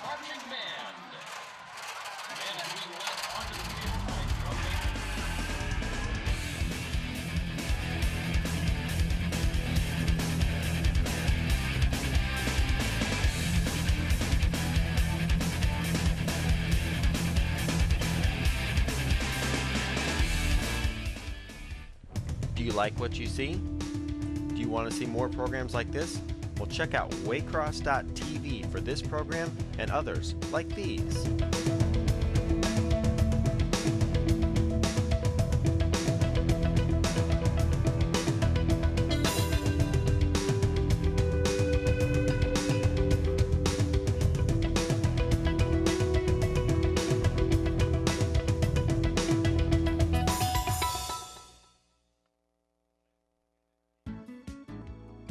I began producing and volunteering for Waycross when I was in the 7th grade. Since then, I have produced many programs that have won awards on the local, regional, and even national level. Waycross Media was the ideal place for me. I just got involved in, as I say, as a hobby and continued on from there. Anyone with a message that they want to share should come to Waycross, take the classes, and produce their own television show.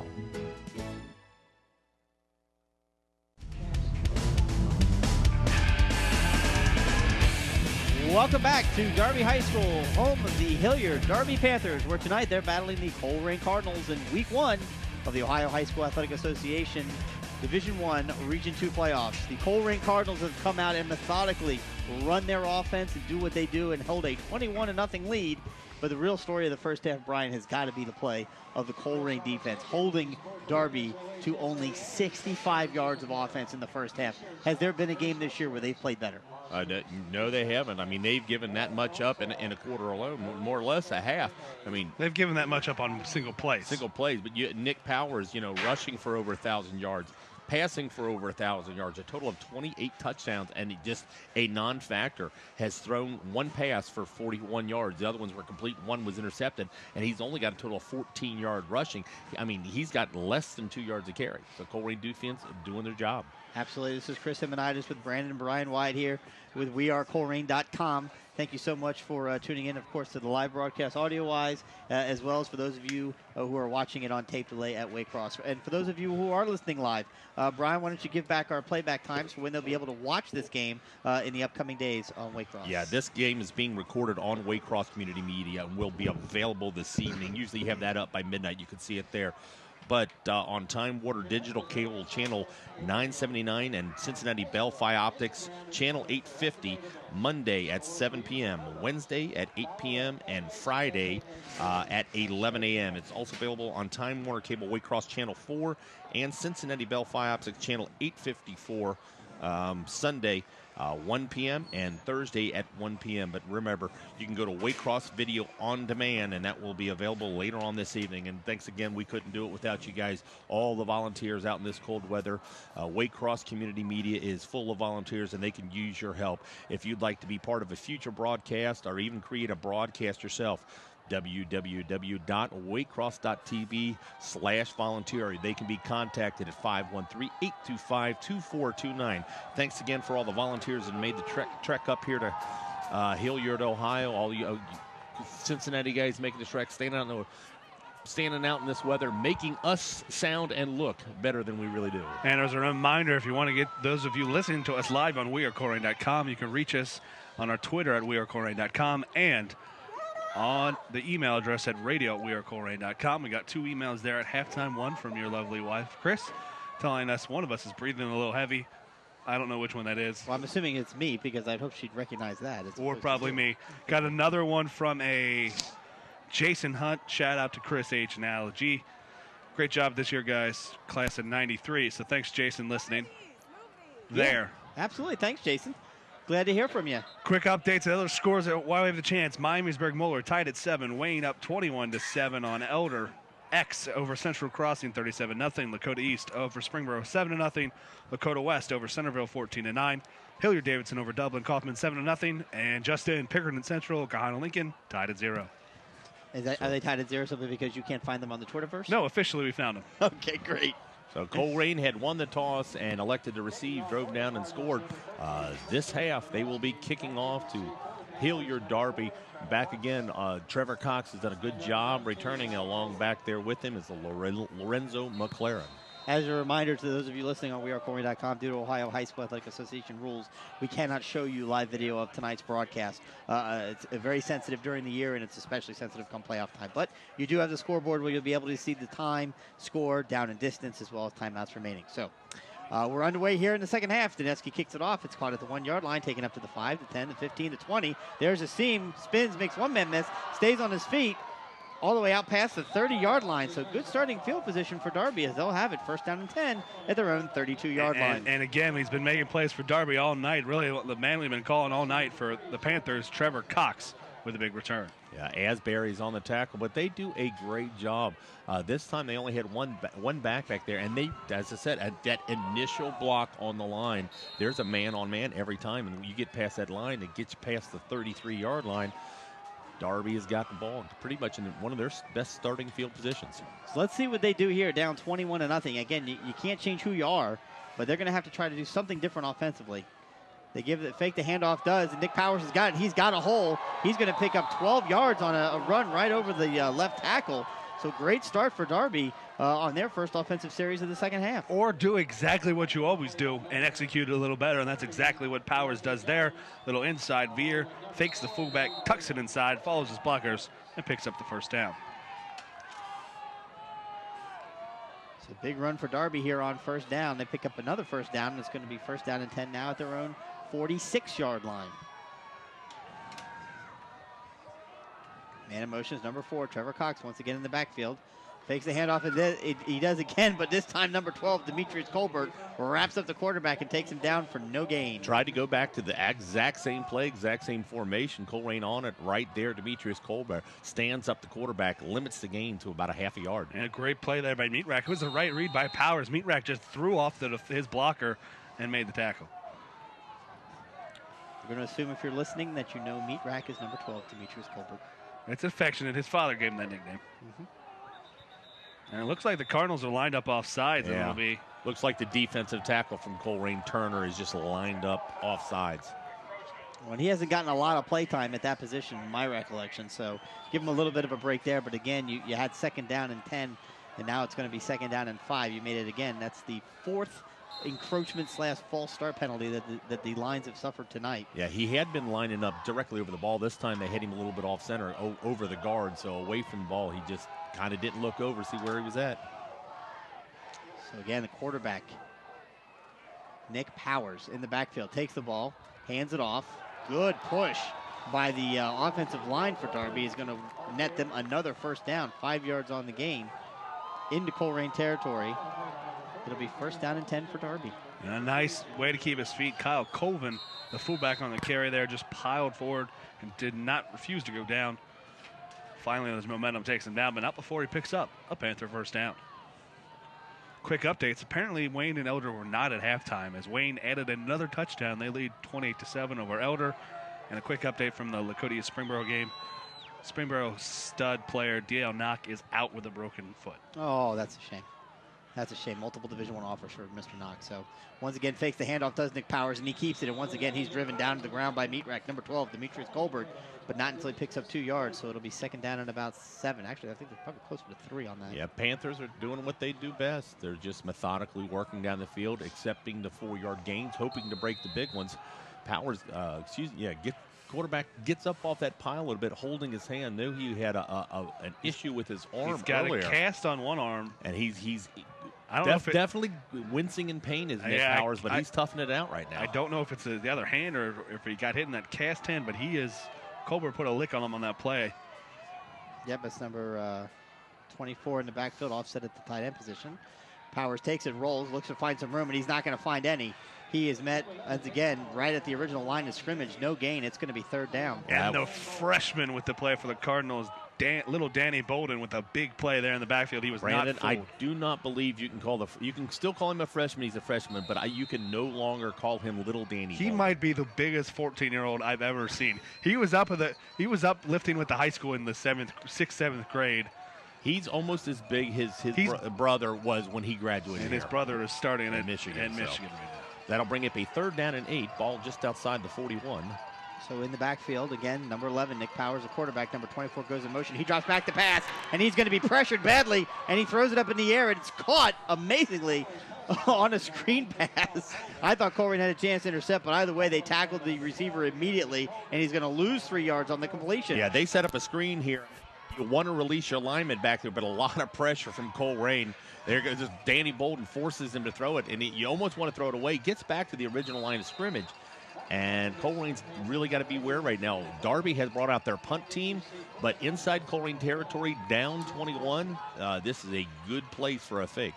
And the Cardinals are aware that Amir Reap is playing almost like a free safety there over top of the play. So here we go. Let's see if they pull it off. 4th down 11. The snap is back. Punter's got it. He drops it, and he kicks it, so it is up in the air. And Jeff Christian lets it go, and it's going to go out of bounds inside the 10-yard line. So good field position for Darby. They've pinned Colerain all the way down and back at the 8-yard line. So the Cardinals have 92 yards to go to put another 6 on the board. Up 21-0 here in the 3rd quarter. Yeah, well-placed coffin corner kick. That art, that style of kicking has kind of been lost lately. Everybody else wants hang time and distance, but no return on that. Pins Colerain inside their own 10. Colerain with their deepest starting field position. Well, and this is going to be key. Again, they've done a great job keeping their hands on the ball tonight. It's a cold night, playing on a grass field for the first time in Lord knows how long. Since the 8th grade, most of these players. So they've got to do a good job keeping their hands on the ball. Jordan Asbury in motion. Deshaunte Jones takes it, makes a few men miss in the middle. He's trying to make something happen. He stays on his feet. God bless Deshaunte. He's always trying to move and make something happen. He's going to pick up about 3 yards. He ran 15 yards to get there, but he's going to pick up about 3 yards on the play. Yeah, does a great job there. I mean, you like him dancing around trying to make something happen, but this time he's always doing it sideways or forward, not going backwards like he did earlier in the season. It just makes me nervous because he's only got one hand on that football. And again, as a junior, that's where the turnovers can happen, and it makes me nervous. But I get nervous over a lot of things. 4-yard gain on the play, 2nd down and 6, up at the 12-yard line. Now set up in the I formation. Caldwell right behind him. He takes the ball, hands it off to Monolo, which was a good read. He's going to pick up maybe a yard on the play, or they get stopped right at the line. Kind of hard angle from where we're standing.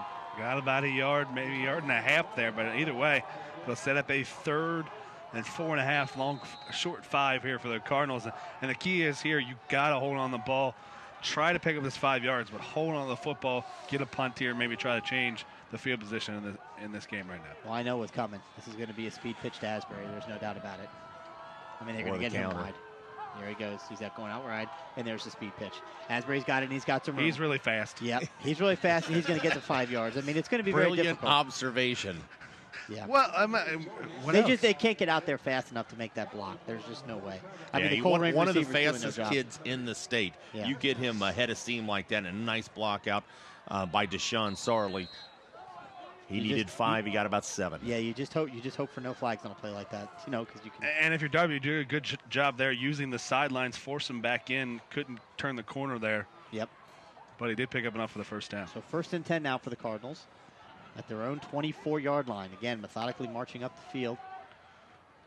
Here's the handoff to Monolo. He's going to take it. Still on his feet. Still on his feet. Look at that young man go. That sophomore churning yards, picks up 5 yards on a 1st down. We'll take 5 yards on a 1st down fullback dive every time. They're tackled by the interior defensive line. 6 minutes to go, halfway through the 3rd quarter. Yeah, Caldwell gets the ball. He has initial contact at the line of scrimmage, fight through it, keeps Sherman. His offensive line continues to keep working. Nice work by Antonio Strader there in the middle. Kendall Strader. Kendall Strader. Antonio Strader? Antonio's his uncle who played in 2004. Okay. Yeah. He played with me. Really? Yeah. Wow, who knew? There you go. Fakes the handoff, and it's a pitch out to the wingback. He takes it. He's up to the 35-yard line. He's fast. That's Jordan Asbury. We got a penalty flag behind the play. Yeah. Jinx. Usually going to be, that's going to be a holding call against the Cardinals.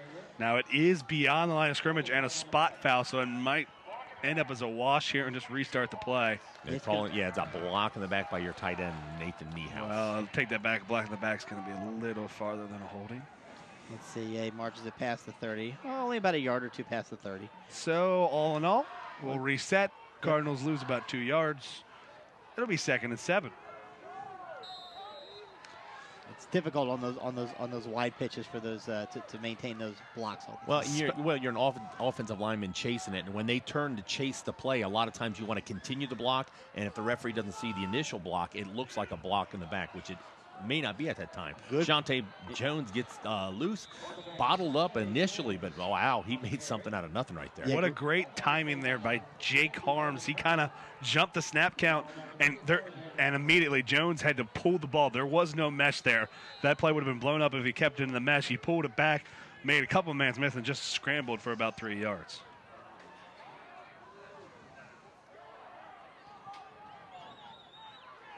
Five minutes to go here in the third quarter. Colerain leading 21-0. DeShante Jones back under center now. Big third down play. Here we go. He's really fast. Yep, speed pitch to Jordan Asbury. He's going to get it again, and he's still on his feet. Gets taken out of bounds again. The Darby defense doing a good job using the sideline as another defender, but not until Jordan picks up another first down. And people question, why do you run this play to the short side? Well, there's less guys to block over there.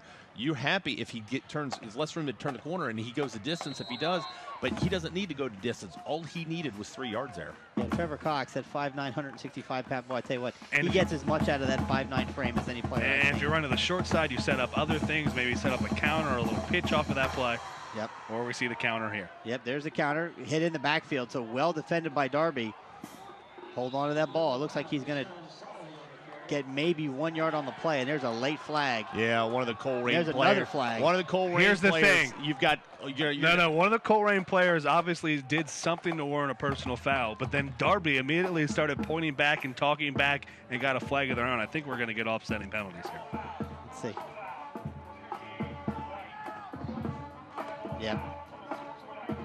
So you had a personal foul, late hit on the Cardinals.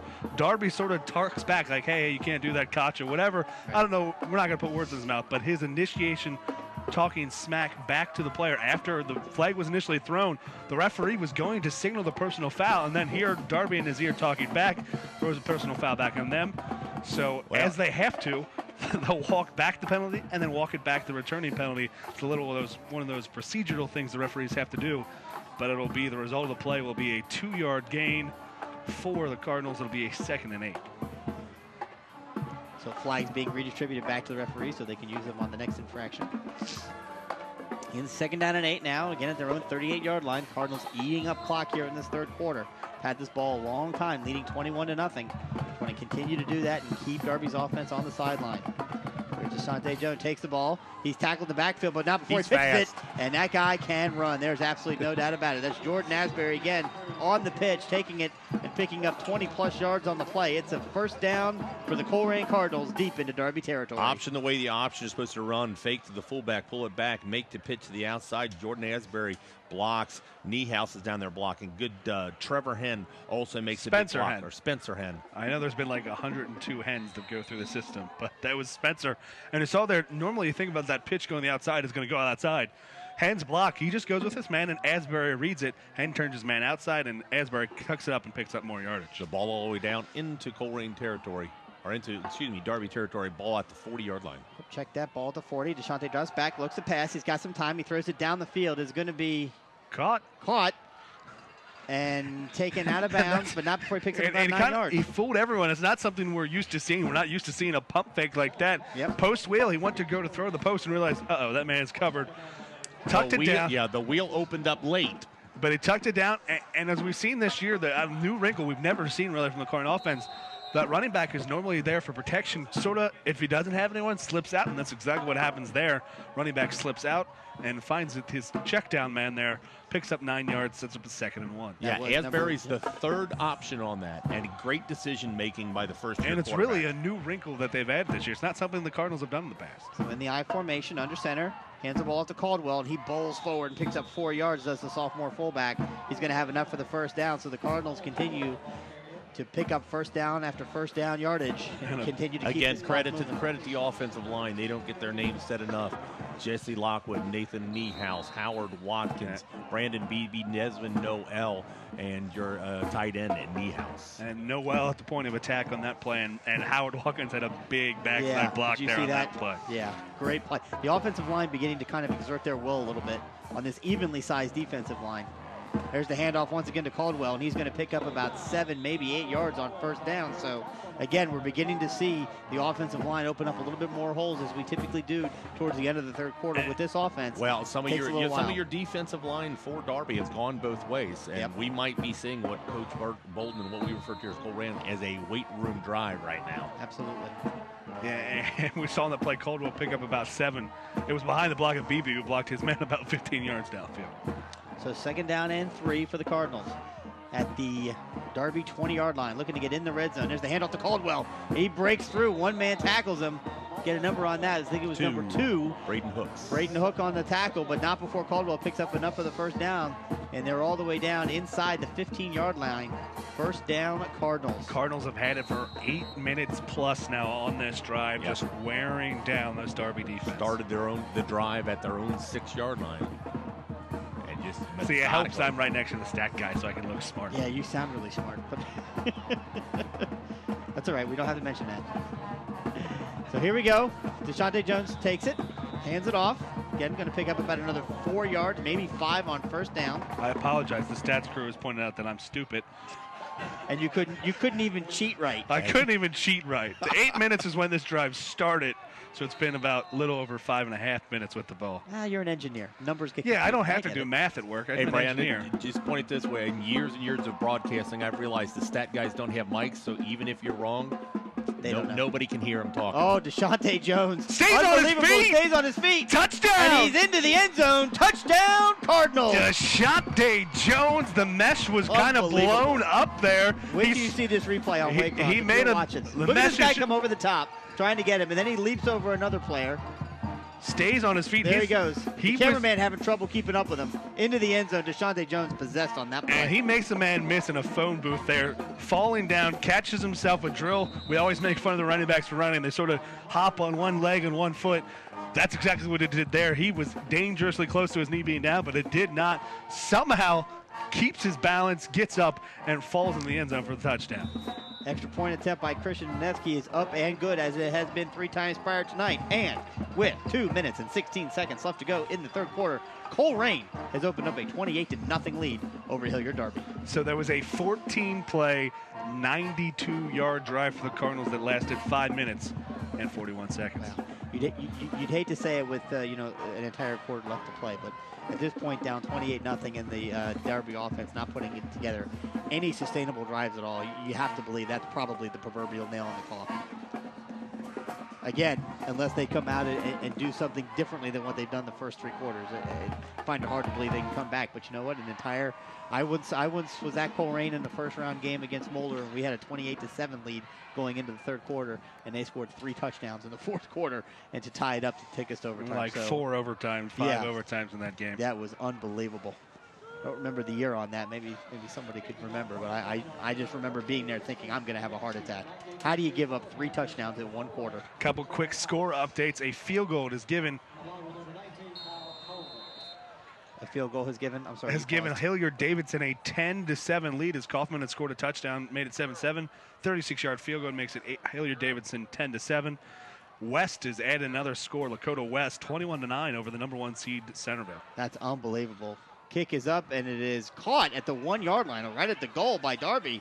They took it out. He's going to stay on his feet, and he's still on his feet.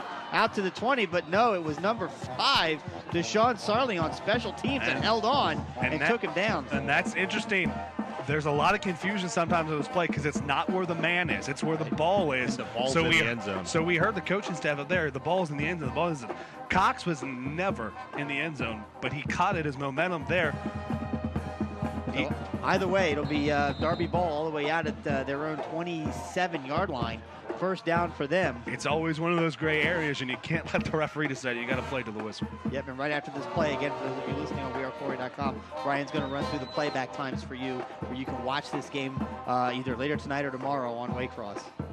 So Nick Powers under center, takes the ball, hands it off to the fullback, tries to get some movement. He's going to pick up about 3 yards on the play. Brian, you want to hit us with those times? Yeah, playback schedule in Southwest Ohio. Time Warner Digital Cable, Channel 979, and Cincinnati Fi Optics, 8:50.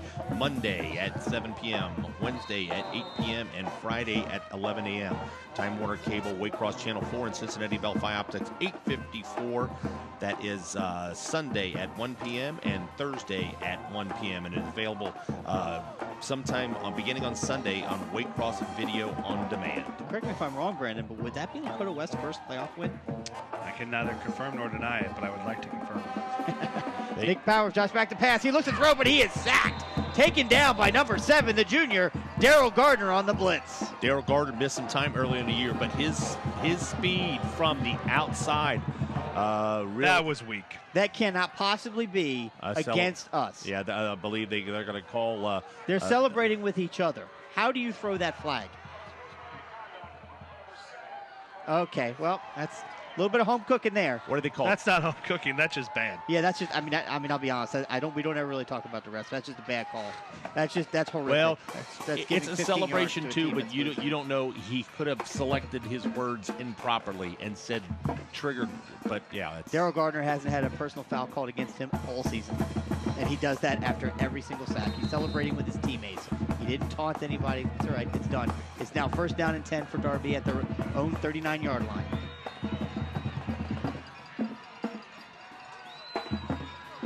That's just going to make the defense even more angry. Here's a handoff right up the middle. Again, met right at the line of scrimmage, and this Darby offense is just not finding anything across the middle. Are you a little surprised they haven't tried to run a little bit more wide? Again, I don't think that's going to help. They have a couple times with counters in that jet sweep, but they don't have the speed to get the outside. And Amir Reap is bottom up on one side, and Christian's bottom up. That they really I don't think they've got the athletes to get outside this Colerain defense, but I'm really surprised they haven't attempted to throw more. Yeah, exactly, for a quarterback. At least the second half. I mean, he's a good quarterback. And he's definitely got the yards passing this year. I'm surprised. You're down 28-0, and it's the last 30 seconds of the third quarter. He takes the snap, and he just got quarterback draw. I don't know if that was design. I think that might have been a broken play there, but either way, he's swallowed up by the Cardinal defense.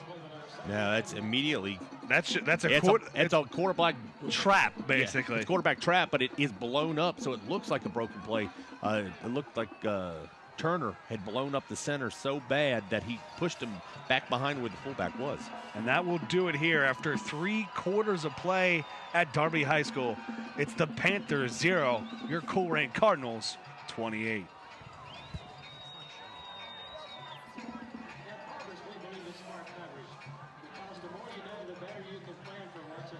So we'll get the quarters. We'll get stats for you for 3 quarters. But again, the Colerain Cardinals defensively doing pretty much whatever they want to do against this Darby offense. They're struggling to find offense. Couple quick updates. Yeah, let's hear those updates because there could be some games going final. Again, 21-9, Dakota West over Centerville. Couple GCL updates. St. X extended their lead 44-0, but Central Crossing gets on the board 44-7.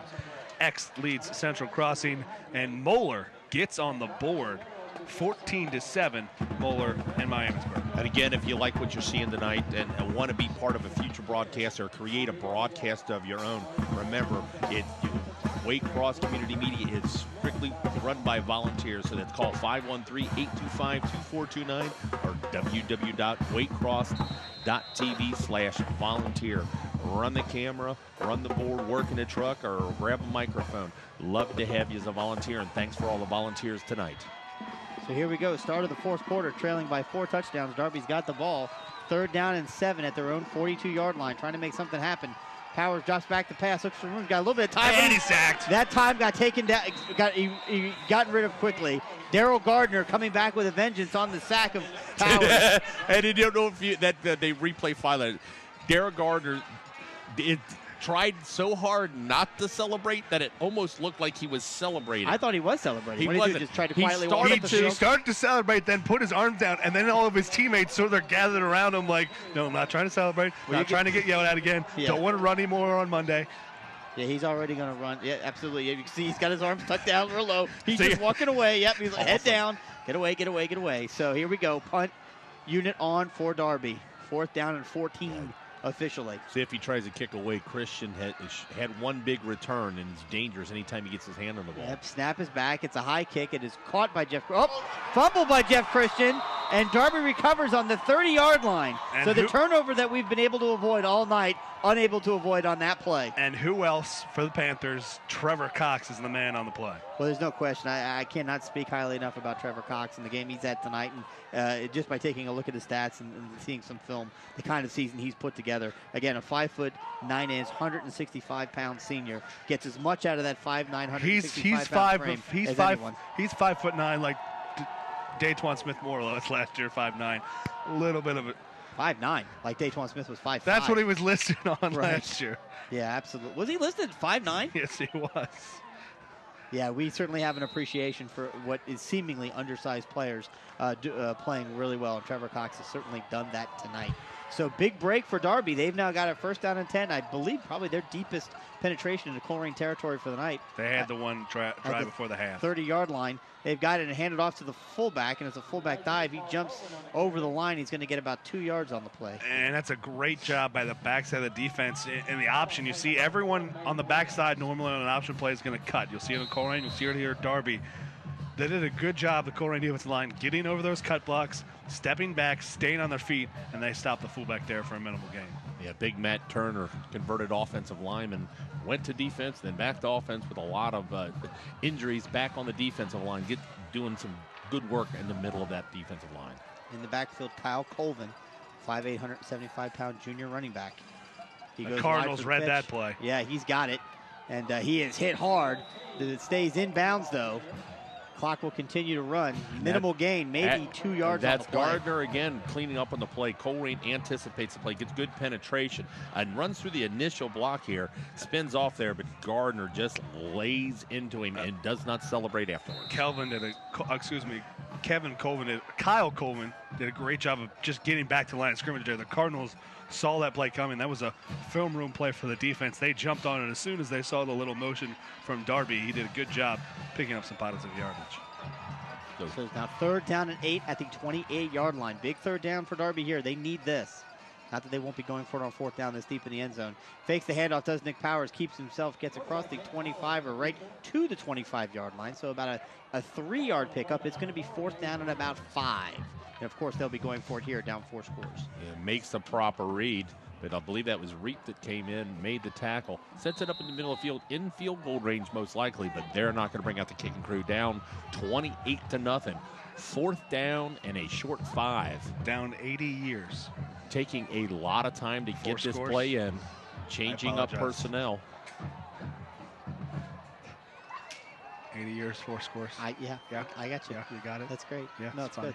Little homage to old The age. back official has got his hand up. Yep, and so the Darby will call a timeout. As Brian was about to point out, there is no game clock here, so the back judge is in charge of the play clock. He'll put his arm in one position to signal 10 seconds. He'll lift it fully in the air to signify 5 seconds. He put his arm at up to signal 5 seconds, and Darby wasn't even ready in the line of scrimmage, so we got a timeout for the Panthers here. Take a minute and talk a little bit about the presence of the GMC tonight. So the Colerain Cardinals leading here tonight 28-0 so far with 9 minutes to go in the game. let's talk about Lakota West. A 16 seed sneaking into the playoffs last week as a result of their win over Lakota East, which was quite surprising. I think Lakota East suffered a few penalties or a few injuries in that game, and West was able to come out with that always heated Lakota rivalry, sneaking into the playoffs at the 16 seed, traveling to Centerville to play the #1 ranked in the region, Centerville. Coming off a big victory over their huge victory over their rivals, Wayne. They are up on Centerville 21-9. Lakota East in the fourth quarter up 7-0 over Springboro. A couple other scores. Pickerington Central, Kahana Lincoln tied at 0-0 in the fourth quarter. Pickerington Central beat Kahana by 4 touchdowns last week, so big show. So, so that's a repeat game. They're doing that twice. Yeah. Back to back. So here we go back on the field. Yep. 4th down and 5. There goes Cox in motion. Drops back to pass. It is complete to number 6. He's going to have enough for the first down. Yep, he's past just the 20. enough. Just enough. Good play. Catch made by number 6, Zach Donatelli. Haven't called his name a lot tonight, but he is the leading receiver for this run-oriented team. It'll be first down at the Colerain 20-yard line for the Darby Panthers. Yeah, play action. They catch the aggressive Colerain defense there with the screen pass. Right play call. Very well executed. Yep. Needed 5, got 6. Yep. And unlike the last screen play where the pressure got to the quarterback before he could find his receiver, this time he has just enough time to get it out to this outlet. So now fresh set of downs. First down and 10 for Nick Powers under center. Takes the ball, hands it off to the fullback, takes it up over the middle. Going to pick up about 3 yards on that first down. And again, a fantastic job by the backside, getting past those cut blocks and making sure the fullback, who is there, he's the open man, he's the read, doing a good job getting up and making the play.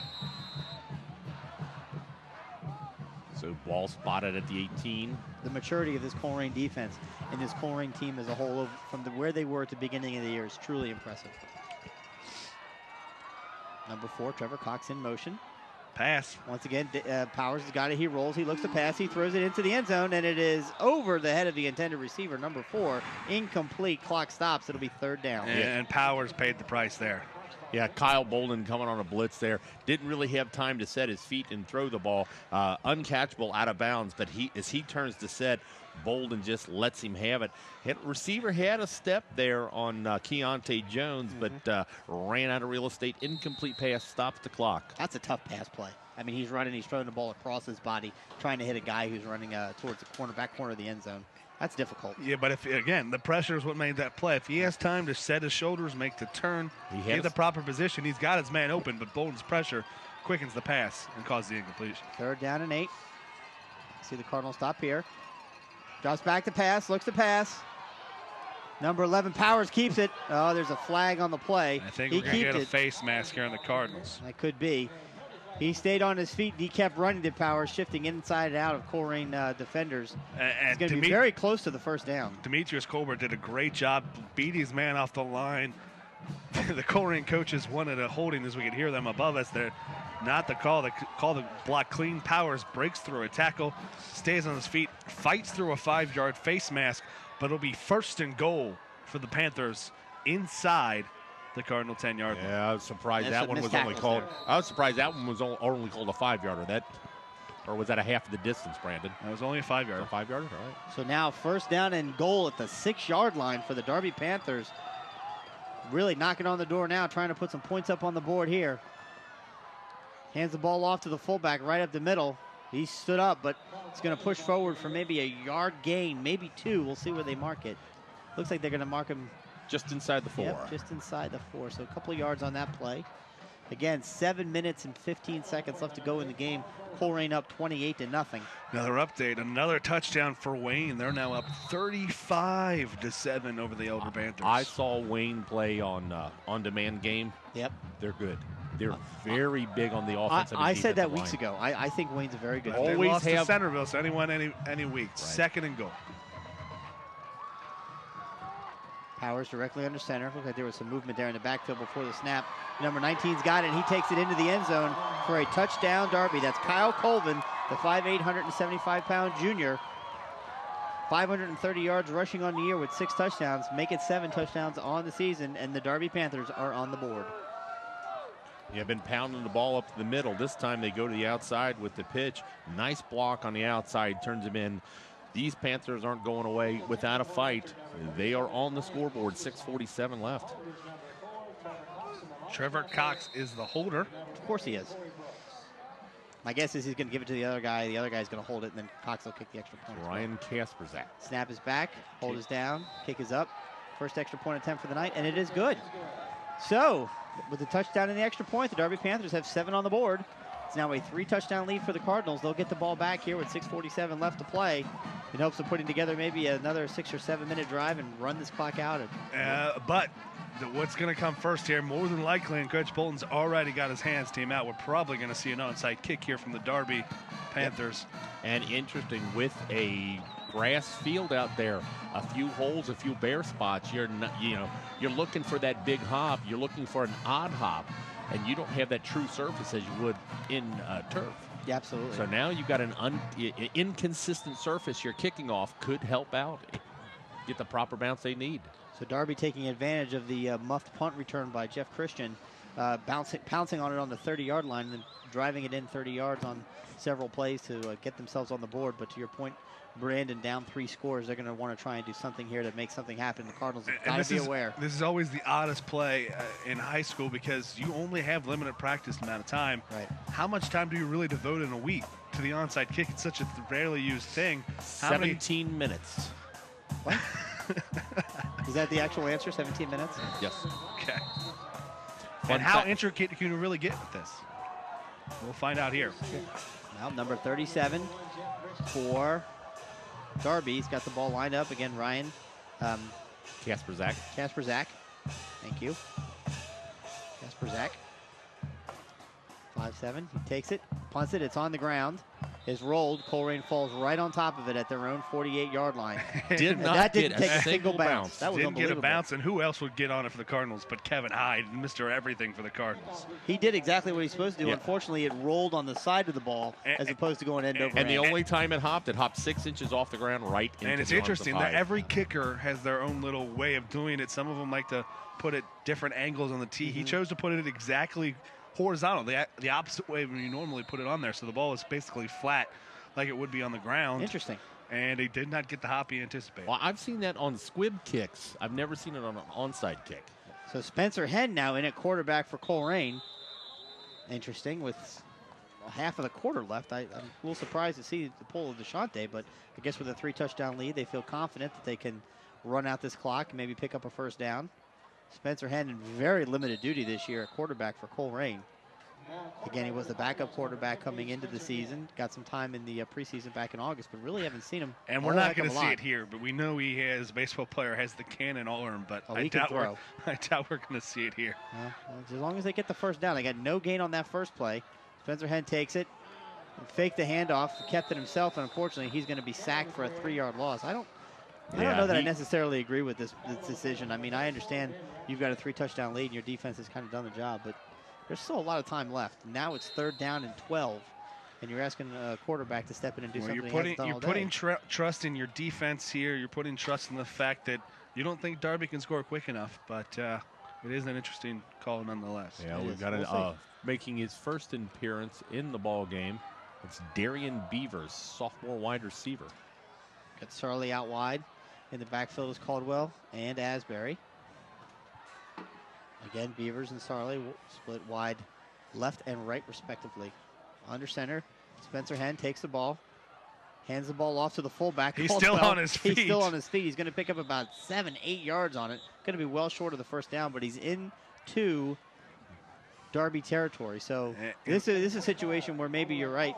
You know, Brian, you're really playing this as a field position play, right? So now you can punt it and you can pin Darby down inside, hopefully their own 10-yard line. He's looked like he's leaving his punter on the sideline. No, they're just timeout. They're just looks like that might be what they're doing. You got to let the clock run down, then call timeout. Or they're also doing this muddle where they have like 50 guys on the sidelines. Try to confuse them. Nope. They're just waiting until the timeout. They're going to call. Isn't that what I just said? I don't know what you said. I don't normally listen to you. Is that why you said it? That's why I said it, Chris. Now the Cardinals are all out. Offense comes out in the field. And calls timeout. Timeout, Colerain. Couple quick updates. Gahan and Lincoln and Pictor and Central still 0-0. Unbelievable. Moeller adds another touchdown. They're now up 21-7 on the Miamisburg Vikings. Yeah, well, Moeller is, again, they've struggled a bit here in the waning weeks of the year. But, I mean, look, they're still the two-time defending Division I state champions. They're not going to go down quietly. Of course, the winner of tonight's game, Colerain Darby, will play the winner of the St. Xavier Grove City Central Crossing game. And without that game question, is 44-7 St. Xavier in the fourth quarter. So Colerain can hold on here, folks. Hold on to your hats. It's going to be another postseason matchup between. It's going to be a week 2 rematch between the Cardinals and the Bombers next week. Time and place to be determined.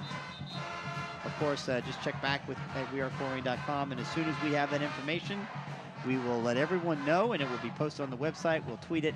I'm sure it'll be on our Facebook page. Why are you? I don't touch that. My hands are in my pockets. I haven't touched anything. I don't know what's going on. I think your son. So now the Cardinals come out of the timeout. On Punt formation. Dinevsky back to kick. Yep, two return men back for Darby. Snap is back to Dinevsky. He picks it up off the ground, kicks it high into the air. It is caught, falling to his knees down at the 15-yard line. And a good play there by Dinevsky. The snap kind of bounced to him, and we talked about him. He's a baseball player. He scoops it up, gets the kickoff. It looked like Darby was going for the block there, able to get it off. And it'll be Panther first down at their own 15. That was number 6, Zach Donatelli, their hands guy, their receiver, their leading receiver on the catch. Would have been disastrous if they would have fumbled that and Colerain recovered, but they did not as a result. It's now first down and 10, the 15-yard line with 4:24 to go. Colerain needs to step up here defensively. Be aware of the big play. Man in motion is number 24.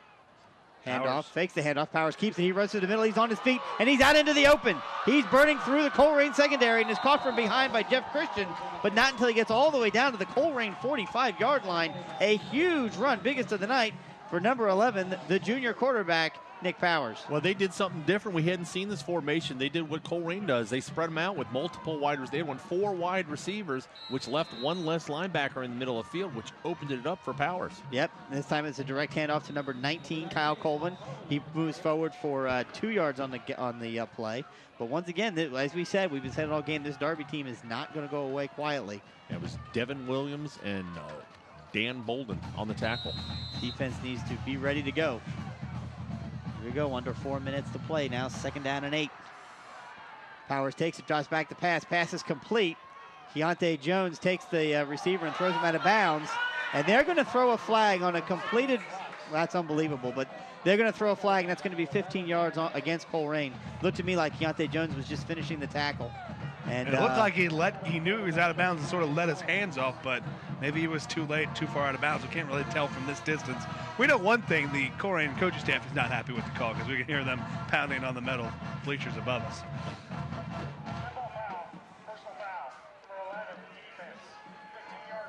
Did you say number 11? Was that Ryan Davis on that? Ryan Davis was nowhere near that play. I didn't think so. They call it, well, we see Keontae Jones driving him out of bounds, pushes him while they're still in bounds. He's out of bounds there, yeah. No, he released him, but they're going to say he pushed him forward. He was quick on the flag. Is what it is. First down and 10 now at the Colerain 24-yard line. As a result of the 15-yard penalty, here's a speed pitch back to number 19, Colvin. He's got it, makes 1 man miss, makes 2 man miss, stays on his feet, takes 3 Colerain Cardinals to get him out of bounds, and not till he gets all the way down to the 16-yard line, almost enough for the first down. He'll be about a yard shy. And gets out of bounds to stop the clock, reserving a little bit of extra, getting up a little bit slow there. Yeah, 2 coming, 2 got to come out for the Cardinal defense there, the final one. There we go. They get out. Wheels kind of coming a little loose here on the defense here late in the fourth quarter. Got to find a way to tighten it up. We talked about it. Spencer Henn coming in. It's almost like the Cardinals have relaxed here. Well, that's what happens. I mean, you know, you put in you take out your starting quarterback, and it's a signal, I think, to the rest of the team. My personal opinion. And Daryl Gardner's going to have to come out with an equipment issue. So. Yeah, I think it's a signal to the rest of the team that, hey, look, you know, we've got this. Let's just do. Yeah, it's Quante Stanley in the ballgame. And I think that was a dangerous call, dangerous precedent to set. But he's got to ask his defense to do what they've done all game, and they're not doing it right now. Fakes the handoff, does number 11, I think. No, he gave it up. Did he give it up? Okay, he was sacked by Demetrius Colbert, but he didn't have the ball. So looks like they're marking it as a loss, back a yard. So it's going to be third down and about 4, back at the Colerain 15-yard line, 3:20 to go. No, Powers had the ball. Yeah, he did. Okay. I was right. He did have the ball. So Power drops back, looks to pass, throws it again. It's a quick pass to number 6, but it's incomplete. And it's the play they ran previously to pick up the first down. They let the backside come in, throw a backside screen, but this time Powers doesn't set his feet. The ball is low. Pass incomplete. 4th and 3 for the Darby Panthers. Clock stops. Big 4th down here for Darby. They're going to need this if they want to continue to drive. If they're able to score, conceivably it'll only be a 2-touchdown game, and they'll want to, of course, again, attempt an onside kick. But the Cardinal defense has got to step up here. They need the 19-yard line. They need the 14-yard line for a first down. Let's see what this Colerain defense can do. They crowd the line. They're trying to get the Powers. Backside, number 11 takes down the quarterback for the sack. It'll be Colerain football. Ryan Davis comes from the weak side. They try to set up the play. Takes too long to develop the pressure. Gets to him, and Ryan Davis with the big sack. I'll tell you what, the funny part of that play, Daryl Gardner, Ryan Davis went to celebrate the sack like anyone would after a big play like that. Gardner just sort of bear hugged him. Hey, you're not celebrating. Let's get this person. Yeah, hold his arms down. Let's get out of here, right?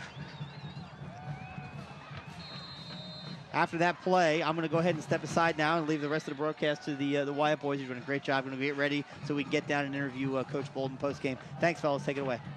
So the Cardinals will come out. Spencer Henn remaining in a quarterback. Still have your 1 offensive line, your 1 backs. 2 tight end set for the Cardinals. Spencer Henn fakes, counter the other way. Sarley met immediately in the backfield, and it'll be a 3-yard loss for the Cardinals on first down. Yeah, anticipating a running play. Darby just brought everybody on that play. Nice tackle. And Darby will take their 2nd timeout of the half.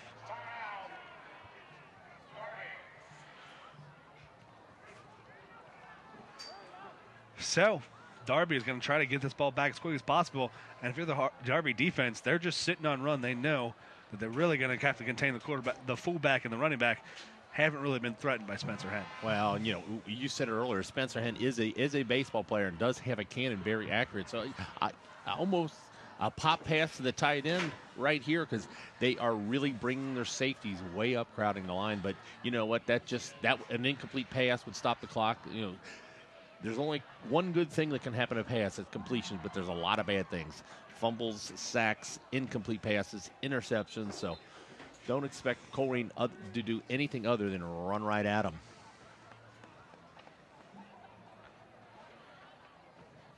So the Cardinals will come out of the timeout. Spencer Henn, now we're to the I formation for the Cardinals.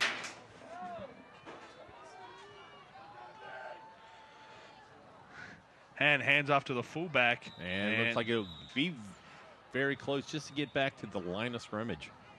And Darby uses another timeout, stops the clock. 2:51 left in this ball game. And Darby will take their final timeout. Couple quick updates. Central Crossing gets another touchdown. They trail St. X 50-13, and that'll go final here shortly. The running clock. A couple other scores. Moeller scores again, 21-7. They lead Miamisburg, 35-7. Wayne over Elder. With 2 minutes remaining, Springboro with the ball deep in their own territory. They trail Lakota East still 7-0. Lakota West over Centerville, 21-9. HD still leads Kaufman 10-7, and Pickard and Central and Gahanna Lincoln still tied at 0 deep into the fourth quarter. So are they tied at 0, or you're just not getting scores? No, we have the scores. They're tied at 0. And we do have a final. Lakota East defeats Springboro 7-0. Congratulations, Coach Haynes. So here we are, 3rd down and 9. Ball spotted at the Colerain 25-yard line. Henn under center. Little counter to Asbury. He's going to have to try to tuck it in. Not going to find space, and we have a flag on the field. It's probably in the area of holding. Darby will more than likely decline this. They don't want to give Cardinals another down, another opportunity to run the clock. Yeah, that counter was run pretty much in the worst part of the turf there at the natural grass field. Asbury tried to plant his foot and just kind of brought up turf with him. So, yeah, they declined the penalty. That'll bring on Dineski. Dineski will set up inside his 10. Demetrius Colbert is your snapper. Mr. Do Everything Trevor Cox is the only man back in return. So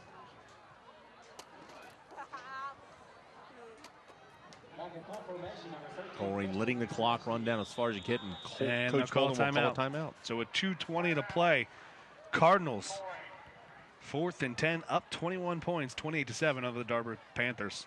Another quick update: Lakota East is final, with Lakota West winning in the fourth quarter against Centerville by 2 scores. It sets up a possible Week 10 rematch between those two teams, in which West had a big upset over East to get into the playoffs. Yeah, and one last time, we'll give you the playback schedule for this game. In Southwest Ohio, Time Warner Digital Cable Channel 979 and Cincinnati Bell Phi Optics 850. Be Monday at 7 o'clock, Wednesday at 8 p.m., and that is Friday at 11 a.m. Sunday on Waycross Channel 4 and Cincinnati Bell Optics 854. That's Sunday at 1 and Thursday at 1, and it is available beginning on Sunday, Waycross Video on Demand.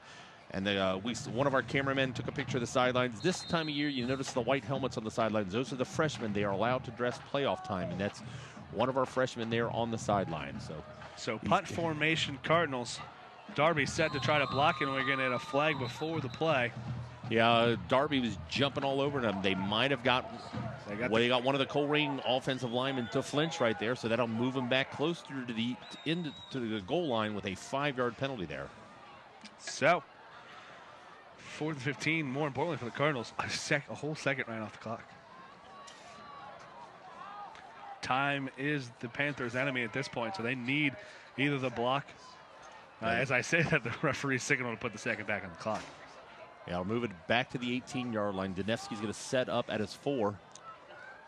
Cox set up at his own 40-yard line. Demetrius Colbert is your long snapper. Darby really setting up for the block here, it looks like. And there they're bringing it. Danevsky gets it off. It's a good kick. It's going to get across midfield and take a Cardinal bounce and keeps going. It'll be downed at the Darby 37, so a big punt for the Colerain Cardinals. Yeah, not a high kick, but he gets it away from the returner. Gets a Colerain roll. A 45-yard punt, but more importantly, no return. So, with 2:09 to play, Darby is down 3 scores. They got to score quick, and they got to score often.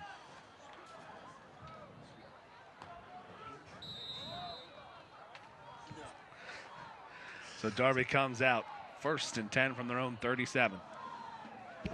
Nick Powers back under center. And they go back to the tight formation.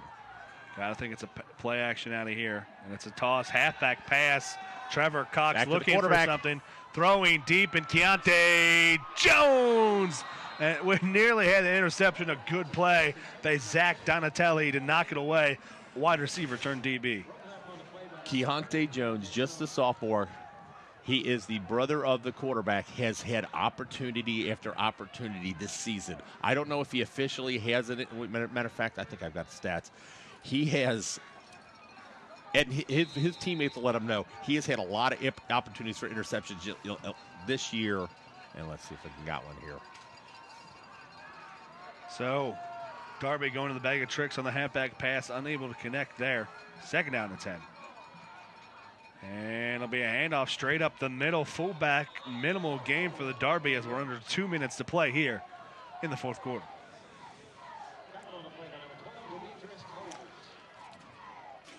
Darby to the line right away. Yeah, they're out of timeout, so 1:45.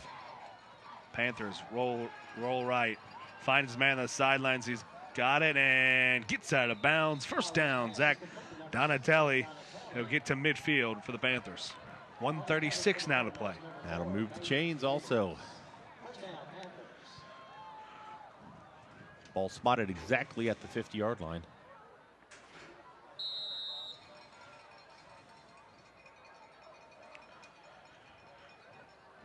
Darby able to huddle with the ball going out of bounds.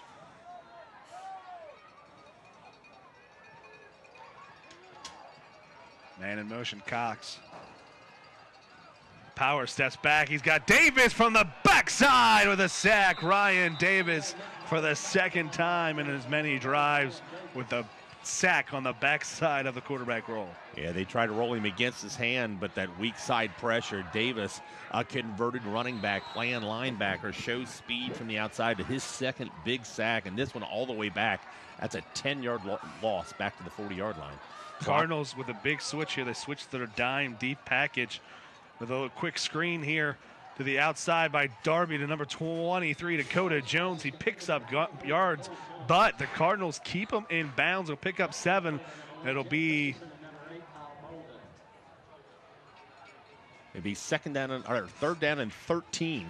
But with under a minute now to play, 45 seconds. Yeah, they resorted to these quick routes because they haven't had time to get open other than early post wheel. Powers rolls again. Davis nearly gets him. He finds his man open downfield, and it's Donatelli, and he is going to get out of bounds, but he will be short of the first down.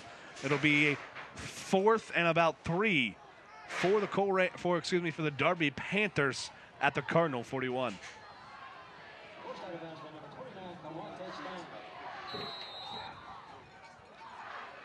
34 seconds, 4th and officially 2 for the Darby Panthers. Down 3 scores. They need this first down here and probably a touchdown.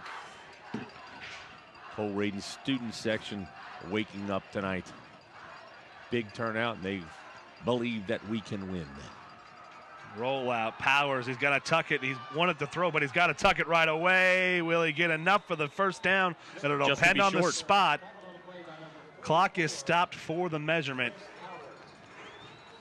Yeah, it looks like he's going to be about a half-yard short on this. I believe it was Alberts chasing him down. He gets it out there. Number 44. Yeah. That's Chris Alberts. Chases him down, and the official spot is short, and the Cardinals hold, and they'll take over with 27 seconds to play, and they'll come out in victory formation.